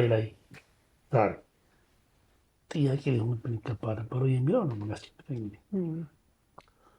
ለምሳሌ በአፄ ኃይለሥላሴ የጊዜያዊ ወታደራዊ አስተዳደር ደርግ ስልጣን ከያዘ በኋላ በቀድሞ በነበሩት ባለስልጣናት ጉዳይ ትሪት ያደረገበት መንገድ፣ ከዛ በኋላ የተፈጸሙ የተባሉትን ነገሮች በሽግግር ፍትህ ተብሎ ልዩ አቃቤ ሕግ ተቋቁሞ ቅድም ያወራናቸው ስራዎች ተሰሩ። ከዛ በኋላ እነዚህ ስራዎች በጣም ትልቅ ጊዜ፣ ብዙ ሪሶርስ፣ ብዙ ነገር ሆነ ተሰርተው ትልቅ የፍርድ ቤት ዶክመንት በፍርድ ቤት ደረጃ የተረጋገጡ ነገሮች ተፈጽሟል። ያ ማለት ኦልሬዲ በፍርድ ያንን ጉዳይ ቋጭተነዋል ማለት ነው። ስለዚህ ዛሬ ስለ ሽግግር ፍትህ ለምንድን ነው የምናወራው ስንል ኢዘር ከዛ የቀረን ነገር አለ ወይ ደግሞ ከዛ ሳንማር ደግሞ የተፈጸመ አሁንም ድጋሚ የተፈጸመ ነገር አለን። አልተሸጋገርንም ማለት ነው በዚህ ረገድ። ይህ ነው የሚያሳስብኝ። መቼ ነው የሚቆመው ነው? ስለ ሽግግር ፍትህ የዛሬ 31 ዓመት ማለት 1983 84 85 ልዩ አቃቤ ከተቋቋመ በኋላ አውርተናል። ያንን ፕሮሰስ ሄደንበታል። በቃ ከዚህ በኋላማ ይህ ሀገር የሽግግር ፍትህ አያስፈልገው። የሆነ የሽግግር ፍትህ የሚያስፈልገው እኮ አቶ ኑሩ እንዳለ በሆኑ ወገኖች በደል ተፈጽሞ ያ በደል በፍትህ አልተቋጨም ማለት ነው። ስለዚህ አሁንም በፍትህ ያልተወራረደ ሂሳብ አለን ማለት ነው። ስለዚህ ይሄ ሁሉ ሄደን ለምንድን ነው ማንማርበት የሚለውን ነው ማንሳት ያለብኝ። ደጋግሜ እንደምለው እንደዚህ አይነት ነገሮች ባይፈጸሙ በጣም መልካም ነው። ከተፈጸሙ ደግሞ የሽግግር ፍትህ ብለን አርስት ማንሳት የለብንም። ሽግግር ማለት ከአንዱ ወደ አንዱ መሸጋገር ስለሆነ ይሄ ኮንሰፕት እዚህ ጋር መምጣት ያለበትም። ኦኬ በዚሁ ዘመን አሁን በመንግስት መዋቅር የሚሰሩ ወንጀሎችን ነው እያወራን ያለ ነው። ሌሎቹ ወንጀሎች ይታያሉ። ስለዚህ እነዚህ በመንግስት መዋቅር የሚሰሩ ወንጀሎች ቀጥለዋል ማለት እኮ ነው አይደል? ለምን? እሺ ከቀጠሉስ ደግሞ ያው ራሱ ያለው መንግስት ለምን እነዛን ነገሮች ማየት መዳኘት ለምን አልቻለም የሚለው ነው መነሳት ያለበት። እና የቀሩ ነገሮች ካሉ አሁንም እንግዲህ እንትኑ ጠረጴዛ ላይ አለ። የሽግግር ፍትህ ተብሎ በሚዲያዎችም በአንዳንድ ነገሮችም ላይ እኛም ተሳታፊ ተብለን አስተያየት የተሰጠባቸው ነገሮች አሉ። ስለዚህ አሁንም ያልተወራረደ በፍትህ ያልተወራረደ በደል አለብን ማለት ነው። እነዚህንም አሁንም ለሌላኛው ለሚቀጥለው ማሳለፍ የለብንም። የተዳኙት ተዳኝተዋል። ያልተዳኙትን ደግሞ እንደዛኛው ጊዜ 17 ዓመት ሳይቆዩ ካለ ወደ ነፃና ገለልተኛ በሆነ ተቋም መዳኘት ያስፈልጋል ማለት ነው። ስለዚህ ጊዜ በጣም ማተር ያደርጋል እና ከስሙ ራሱ እኔ ብዙ የማይስማማኝ ለምንድነው እስከምንሸጋገር የምንጠብቀው የሚለው ነው።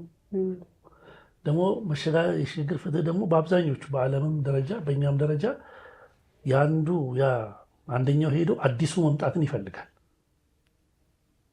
እንጂ በዛው ባለው ሲስተም ውስጥ የተፈጸሙትን ነገሮች የሽግግር ፍትህ ሊባል አይችልም።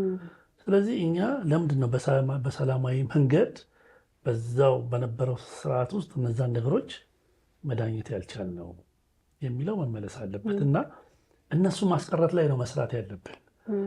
መንግስቶቻችን በመንግስት መዋቅር የሚሰሩ ወንጀሎችን ሰዎች ናቸው የሚሰሯቸው፣ የመንግስት ኃላፊዎች ናቸው የሚሰሯቸው። በዛ ዘመን ወደ ፍርድ የሚያቀርቧቸው ቢሆን የዚህ አይነት ነገሮች አይመጡም ነበር እና ትልቁ ነገር ድርጊቱ በተፈጸሙበት በትኩሱ ስም ሳንሰጠው ወደ ፍርድ የምናቀርብበት ነገር ላይ ትኩረት ቢሰራ ነው። ይሄኛው የሽግግር በሚባልበት ጊዜ ሞር ፖለቲካል የሆነው የፖለቲካ ኢንቴንሽኑ እንትን የሚል ይመስለኛል፣ የሚወጣበት ይመስለኛል። ለምንድነው ቅድም እንደተባለው የሽግግር ከተባለ የሄደውን አዲስ የመጣ በቃ ማጥቂያ ተደርጎ ስለሚወሰድ እና ከዚህ አንጻር ብናየው ነው የሚሻለው የሚለው በደንብ እስማማለሁ። መፈጸም የለበትም። በተለይ ደግሞ በመንግስት መዋቅር ስር እንደዚህ አይነት ወንጀሎች መፈጸም የለባቸው። የሚፈጸሙ ከሆነ ደግሞ ያ መንግስት እስከሚቀየር መጠበቅ የለበትም። በደንብ ሁላችን የሚያስማማ ነገር ነው። ግን ደግሞ አገራችን ላይ አሁን እንደው ቀዝቀዛል እንጂ በቅርቡ ተጀምሮ የነበረ ደግሞ የሽግግር ፍትህ በሚል ሀሳብ ደግሞ እንቅስቃሴዎች ነበሩ። አሁን ቅድም ሲሉ እንደነበረው እናንተም ካላችሁ ልምድ ኤክስፔሪየንሳችሁን ሼር እንድታደርጉ ተጋብዛችሁ ነበር አሁን ሲገልጹልን እንደነበረው እና ስለ ሽግግር ፍትህ እያወራን ከሆነ ነገር ወደ ሌላ ተሻግረናል እያልን ነው አይደለ? ስለዚህ መንግስት ተቀይሯል አልተቀየረም የሚለውን ነገር እንደተጠበቀ እናድርገውና ግን ስለተሻገርን የሽግግር ፍትህ የሚባል ነገር ያስፈልገናል። ከዚህ ቀደም የነበሩ የሰሩትን ጥፋት ደግሞ ልንጠይቅ ይገባል፣ ፍትህ ያስፈልጋል በሚል ደግሞ እንቅስቃሴዎች ካሉ ፕራክቲካሊ ስላለው ነገር ግን እናንተ ደግሞ ኤክስፒሪየንሳችሁ ሼር እንድታደርጉን ይጠበቃል። ስለዚህ ይሄ ነገር ወደ ጠረጴዛ የሚመጣ ከሆነና ወደ ዲስከሽን ከዛ እንሰራበታለን የሚባል ከሆነ ቅድም ያነሳችሁ ጥያቄ እንደተጠበቀ ሆኖ ምን ቁልፍ ነገሮች ላይ ነው ፎከስ መደረግ ያለበት የምትሉት? ከዚህ በፊት ካለፋችሁበት አሁን ደግሞ እንደዚህ አይነት ስራዎች የሚሰሩ ከሆነ እነዚህ ነገሮች ሚስ ሊደረጉ አይገባም ወይም ደግሞ እነዚህ ነገሮች የግድ መተግበር አለባቸው የምትሉት ነገር ካለ ብትነግሩን ደስ ይለኝ። አንደኛ ጊዜ ነው። እሺ። ሁለተኛ ጊዜ ማለት አሁን ድርጊቶች ተፈጸሙ የተባለ እንግዲህ በፖሊሲው ላይ የትኞቹን ድርጊቶች እንደሚያካትቱ አላውቅም። ማለት እንግዲህ ቅድም እንደነገርነው ከደርግ መንግስት ወደ ኢህአዴግ አሁን ደግሞ ብልጽግና ነው ያለ ነው እና በኢትዮጵያ ውስጥ እንግዲህ በተለይ በመንግስት መዋቅር ወንጀል ተሰሩ የሚባለው 50 ዓመት ከደርግ ጊዜ ጀምሮ ያለውን ነው የሚባለው። ከዛ በኋላ በአፄ ኃይለሥላሴ ዘመን ያለውን ስለማናውቅ ማለት ነው። ስለዚህ የትኞቹን ነው የሚሸፍነው የሚለው ፖሊሱን አላውቅም እንደሚወስኑ፣ ግን አለ ተብሎ በእርግጥ ወደዛ ወደ ሽግግር ፍትህ የሚገባ ከሆነ አንደኛ የቪክቲሞቹን መብት ማስጠበቅ ይፈልጋል። ሁለተኛ ደግሞ በዚህ ጉዳይ የሚያዙ የሚጠረጠሩ ሰዎችን የተፋጠነ ፍትህ የማግኘት መብታቸውን የሚያከብር መሆን አለበት። በእኛ ፕሮሰስ ላይ ትልቁ ችግር የነበረው መዘግየቱ ነው። ቅድም ስንናገር አንድ ሰው ፍርድ ቤት ሲመላለስ 13 ዓመት 14 ዓመት ሲመላለስ ቆይቶ 15 ዓመት ስትቀጪው ወደ ቤቱ ሄዷል። ስለዚህ ይሄ የፍትህን ያም ሰው እየተቀጣው አይልም፣ ቪክቲሙ ያ ሰው እየተቀጣው ብሎ አያስብም። ስለዚህ በማይዘገይበት መልኩ ከጊዜ ጉዳይ ከተከሳሾች ከሚጠረጠሩ ሰዎች መብት አንጻርና በዋናነት ደግሞ ነፃና ገለልተኛ ሊሆን ይገባል። ይሄ በጣም ቁልፉ ነው። ያንን ስራ ስንሰራው ይሄ ነገር በጣም በትልቁ ስለነበረ ነው ደፍሬ መናገር ደፍሬ የትም ቢሄድ የምናገረው ነገር ይሄንን ነው። በተለይ ምርመራ ማለት ሰው ማሰር ነው። አሁን ደግሞ በተለይ አሁን የሚሰራ ከሆነ በተለይ አሁን በዚህ 10 ዓመት በዚህ ምናምን ዓመት የተፈጸሙ ወንጀሎችን ነው የምናጣራው ከተባለ ፈጻሚውም የሚባለው የሚጠረጠረውም ሰው ወይ በስልጣን ላይ ያለ ወይ ከባለስልጣን አጠገብ ያለ ሰው ነው። ስለዚህ ምርመራ ሲጀመር መታሰር ይጀምራል። መታሰር ሲጀመር መንጫጫቱ ይመጣል። ስለዚህ ከምርመራ ጀምሮ ሰውን እስከ ማሰር ከዛ ወደ ፍርድ እስከ ማቅረብ ድረስ ያለው በጣም እዛ ጋር የሚሄዱ ባለሙያዎች የሁሉንም መብት የቪክቲሙንም የሚጠረጠረውንም ሰው መብት የሚያከብሩ ግን ነፃና ገለልተኛ በእንትን አይደለም፣ በፕሮፓጋንዳ አይደለም፣ በተግባር የሚፈተኑ ባለሙያዎች ሊሆኑ ይገባል የሚደረግ ከሆነ እና ከዛ ውጭ ምናልባት በእኛ ጉዳይ ላይ የነበረው ነገር በጣም ብዙ ወንጀሎችን የያዙ ስለነበር ብዙ ተከሳሾችን የያዙ ስለነበር እዛም ላይ እንግዲህ የትኛውን የሚለው ስለማይታወቅ ይሄውን ብሎ ሀሳብ ማቅረብ አይቻልም። ግን ነፃና ገለልተኛነቱ ላይ ኮምፕሮማይዝ ባይደረግ ፍርድ ቤቱም የዚሁ ተመሳሳይ ነው መሆን ያለበት እና እንደውም አሁን በቅርብ የልዩ ፍርድ ቤት ይህንን የሽግግር ሂደቱን የሚመለከት የሽግግር አንድ ችሎት ለማቋቋም ፕሬዚደንቱ የዚህ አይነት ነገር የሰማው ይመስለኛል ከ2 ወር ከ3 ወር በፊት ሞሮፍ እንደዛ አይነት ነገር ከሚሆን ከታሰበ መደበኛውን ፍርድ ቤት መጠቀሙ በጣም የበለጠ ነው ተአማኒነቱን በቃ በጣም ያንን ለብቻው የሚቋቋም ራሱን የቻለ ፍርድ ቤት ከማቋቋም በመደበኛ ይሄ ህገ መንግስቱንም የሚጥስም ስለሚሆን ህገ መንግስቱ ጋር የሚቃረንም ስለሚሆን ያው ችሎት ግን ሌሎች ጉዳዮችን ሳይቀላቅል አንድ ችሎት ያንኑ በተፋጠነ ሁኔታ ኢንቴግሪቲውን ጠብቆ የሚሰራ ችሎት ቢደረግ ተአማኒነቱ ላይ በጣም ይጨምረዋል። ለምን ልዩ ሲባል ልዩ ነው። ከመደበኛው ወጣ ማለት ነው። ከመደበኛው ወጣ ማለት ደግሞ በሌላ የመደበኛ በሆነ መዋቅር ይታዛል ወደሚል መደምደሚያ ይሄዳል። ምንም ነፃ ቢሆን የዚ አይነት ነገር ስለዚህ ፍርድ ቤቱን የሚቋቋምም ከሆነ እንደኔ በዛው በፍርድ ቤቱ መዋቅር ስር ያለ ግን ለዚሁ ስራ ብቁ የሆኑ ባለሙያዎች ኢንቴግሪቲያቸው የጠበቁ ችሎታቸው እውቀታቸውን መሰረት አድርገው ውሳኔ የሚሰሩ ሰዎችን የሚያረግ ችሎት ቢሆን እመርጣለሁ። እንግዲህ ከታሪካችን አሁንም ያው እኛ ወደ ሰራ ነው እንሂድና እንግዲህ የሽግግር ፍትህ ስንል የወታደራዊ አስተዳደር ተከትሎ የመጣው አስተዳደር ያንን ስራ ሲሰራ የወታደራዊን አስተዳደር ጥሎ ስልጣን ከያዘ በኋላ ነው።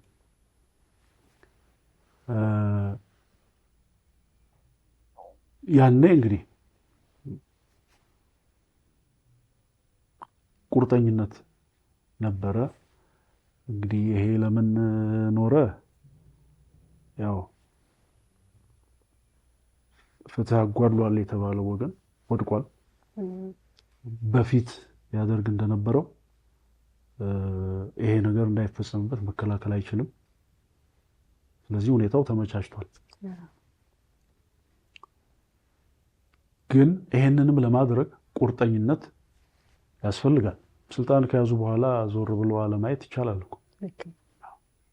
ምክንያቱም 17 ዓመት ሙሉ የተሸከመ ህዝብ ከዚህ በኋላ ያው ማለት ምንድነው አሁን እንግዲህ የእውነትም ይሁን የማስመሰል ቁስሉ እየሻረ ነበር ከጊዜ ማለፍ። ስለዚህ ትቶ ዝም ብሎ ቢቀጥል ይችል ነበር። ግን ስቲል ያንን ነገር ያንን ፍትህ ለመስጠት ቁርጠኝነት ነበረ።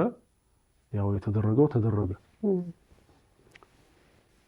ስለዚህ እንዲህ አይነት ነገሮችን ለማድረግ ከተሻገርንም በኋላ ሆነ ሳንሻገር ወይም ሽግግሩ ላይ ያለን እንዲህ አይነት ነገሮችን ለማድረግ ቁርጠኝነት ያስፈልጋል። በራስም ላይ ለመፍረድ ቢሆን ቁርጠኝነት ያስፈልጋል። ምናልባት እንግዲህ የደርግ ባለስልጣናት ወይም በቀይ ሽብር የተሳተፉ ሰዎች ላይ ያ እርምጃ ሲወሰድ ራስ ላይ ሳይሆን ሌላ ሰው ላይ ስለነበረ ቀሏል ልንል እንችላለን። ግን አሁን ከዛ መውጣት አለብን። ምክንያቱም ያ ያስተማረን ነገር ምንድን ነው? ነገሮች ተትተው ጊዜ በወሰዱ ቁጥር የተበደለ ሰው እንደተበደለ የመቅረት እድሉ አለ። ቅድም እንዳልኩት ዝም ብሎ ቢተው ኖሮ በቃ በዛው ይቀር ነበር። ይሄ እድል አለ። በዛ ላይ ደግሞ ጊዜ በተወሰደ ቁጥር እየተለማመድ ነው ጥፋቱ። ከዛ በኋላ ኖርም ይሆንና አይደለም ራሱ ይሄንን እርምጃ መውሰድ የሚችለው ወገን ሌላውም ከዛ ውጭ ያለውም ተራውም ሰው ቢሆን እንዲህ አይነት ነገር መደረጉን ላይደግፍ ይችላል። ምን ችግር አለው? ይሄ የተለመደ ነው የማለት የመለማመድና ይሄንን ነገር አክሰፕት አድርጎ እንደ ባህል የመውሰድ ነገር ሊመጣ ይችላል።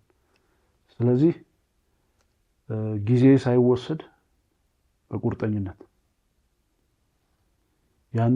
ያ ሲደረግ ደግሞ የህዝቡንም ባህል አቲቲዩድ ግምት ውስጥ ማስገባት፣ ካልቸሩን ግምት ውስጥ ማስገባት ያስፈልጋል። እዚህ ሀገር እንግዲህ ፍትህ በጣም ቁልፍ ነገር ነው የትኛውም የህይወት አስፔክት። ምክንያቱም በፍትህ ምንም ነገር በፍትህ ከሆነ ምንም ነገር ለማጣት ዝግጁ የሆነ ህብረተሰብ ነው። ያለ ፍትህ ግን ትንሽ ነገር እንኳን ቢሆን ማጣት አይፈልግም። በፍትህ ከሄደች በቅሎዬ ያለ ፍትህ የሄደች ዶሮዬ ታንገበግበኛለች የሚባል አባባል ያለው ህብረተሰብ ነው። ስለዚህ ፍትህን ለማሰጠት ምንም ማወላወል አያስፈልግም፣ ጊዜም መውሰድ አያስፈልግም። ደግሞ የተሟጋችነት ባህሪያችን ፍትህን የበለጠ እናገኛለን ብለን የምናምነው በፍርድ ነው። ስለዚህ ወንጀል ሰርቷል የተባለ ሰው በተለይ ከመንግስት መዋቅር ጋር ተያይዞ ወይም በሌላ አይነት መንገድ አደረጃጀትም ቢሆን ተደራጅቶ ወንጀሎችን የሰራ ወገን ካለ በቶሎ ለፍርድ ነው መቅረብ ያለበት። ይሄ ሌሎቹ አይነቶች የሽግግር ጊዜ ፍትህ ዘዴዎች የሚባሉት በአማራጭ የሚቀርቡት እኔ ብዙም እርካታ ሊያመጡ ይችላሉ ብዬ አላስብም። ምክንያቱም በእርቅ በምን በሚለው ሰበብ ሆይ ሆይ ተብሎ እሺ ሊባል ይችላል። ግን ሰው ከዚህ በኋላ ወደ ቤቱ ሲመለስ ብቻውን ሆኖ ነገሩን ሲያብላላ እንደገና ወደ ኋላ የመመለስ ነገሮች ይኖራሉ። የተበቃይነት ባህሪዎቻችንም አሉ እንደ ህብረተሰብ። ስለዚህ እነዚህ ሁሉ ግምት ውስጥ ገብተው ይሄ ሌላ አማራጭ ምናምን የሚባለውን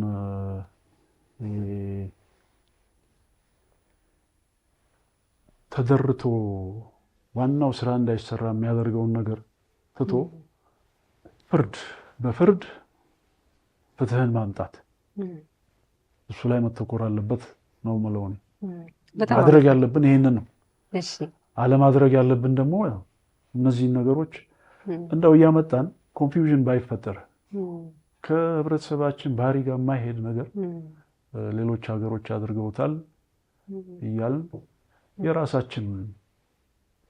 የራሳችን የሆነውን ተከትለን ከመስራት ይልቅ ከሌሎች ለመቅዳት መታገል ተገቢ አይደለም ነው የምለው እኔ። አመሰግናለሁ በጣም። እዚህ ጋር ነገር ልጨምር።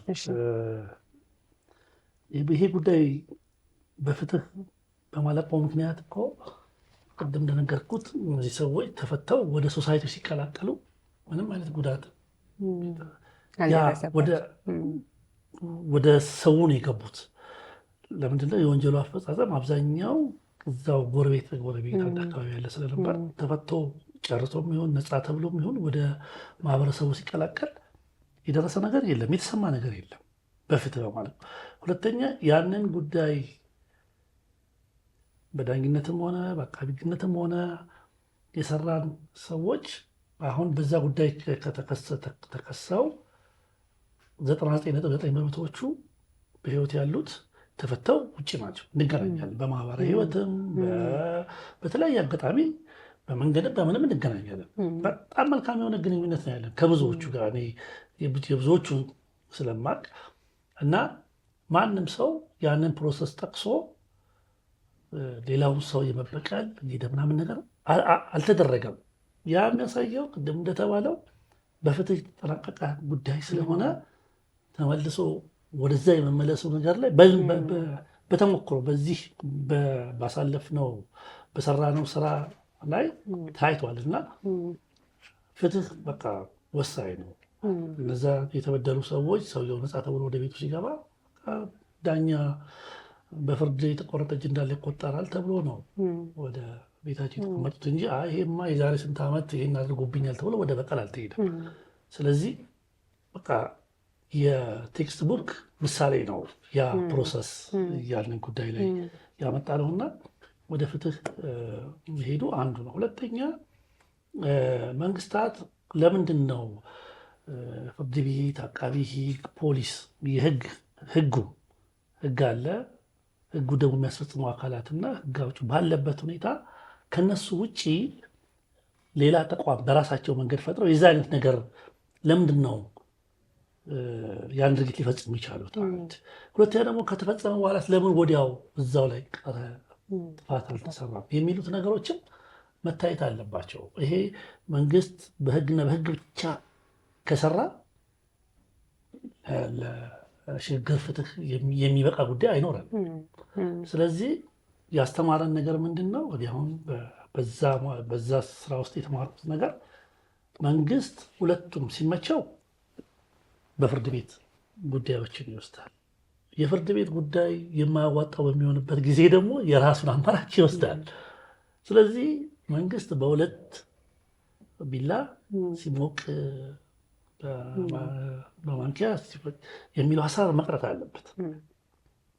የምናያቸው ነገሮችን ፍርድና ፍርድ ወደ ፍርድ ቤት አቀርባለሁ ወደ ፍርድ ቤት ታቀርባለህ። ፍርድ ቤት የማይሆን ጉዳይ ከሆነ አታስሩም፣ አትመረምሪም። ስለዚህ የመንግስቶቻችንም አሰራር በቃ በዚህ በተጠያቂነትና በስልጣናቸው ስር የመስራት ብቻና ብቻ ቢያደርጉ ዛሬ ድጋሚ ተመልሰን ከ30 ዓመት በኋላ ወደ ሽግግር ፍትህ አንመጣም ነበርና እነዚህ ሁለቱ ነገሮች ለማከልና በጣም አመሰግናለሁ ሁለታችሁንም ስለ ሽግግር ፍትህ።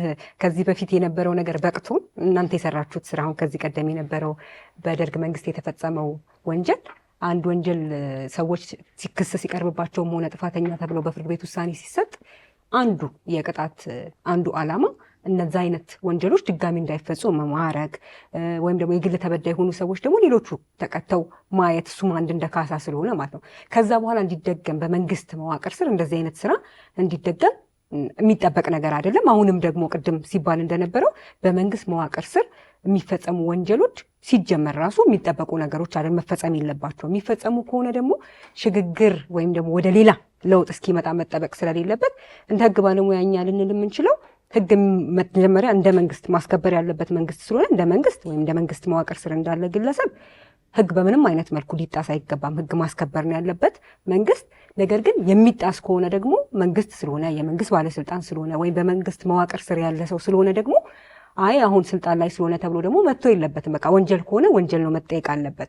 ስለዚህ አሁንም ደግሞ የሽግግር ፍትህ ብለን ደግሞ የምናወራውም ደግሞ መነሻ ምክንያትም ስላለው እሱንም በሚመለከት ደግሞ ጊዜ ሳይፈጅ አሁን ባላችሁት መልኩ ከቀደመው ሂደት ከቀደመው አሰራር ደግሞ ተምሮ ማህበረሰቡ በትክክል ፍትህ ተሰጥቷል የሚል እምነት እንዲኖረው በሚያደርግ መልኩ እና በተፋጠነ እና ፍትሃዊ በሆነና ህግና ስርዓትን ባከበረ አግባብ ደግሞ ሂደቱ ሊቀጥል ይገባል የሚለውን መልእክት ነው ከእናንተ ንግግር የተረዳሁት። እሺ፣ በጣም አመሰግናለሁ ሁለታችሁንም ስለ ጊዜያችሁም ስለሰጣችሁንም ሀሳብ። ተመልካቾቻችን ከጠበቃና የህግ አማካሪ አቶ ኑሩ ሰይድ እና ከጠበቃና የህግ አማካሪ አቶ ዮሴፍ ኪሮስ ጋር የሽግግር ፍትህን በሚመለከት ከዚህ ቀደም ስለነበራቸው ልምድ እና አሁን ማስተላለፍ ስለሚፈልጉት ጉዳይ ያደረግነው ውይይት ይህንን ይመስል ነበረ። ሳምንት በሌላ የህግ ጉዳይ ከሌሎች እንግዶች ጋር ጠብቃችኋለሁ። እስከዛው ሰላም።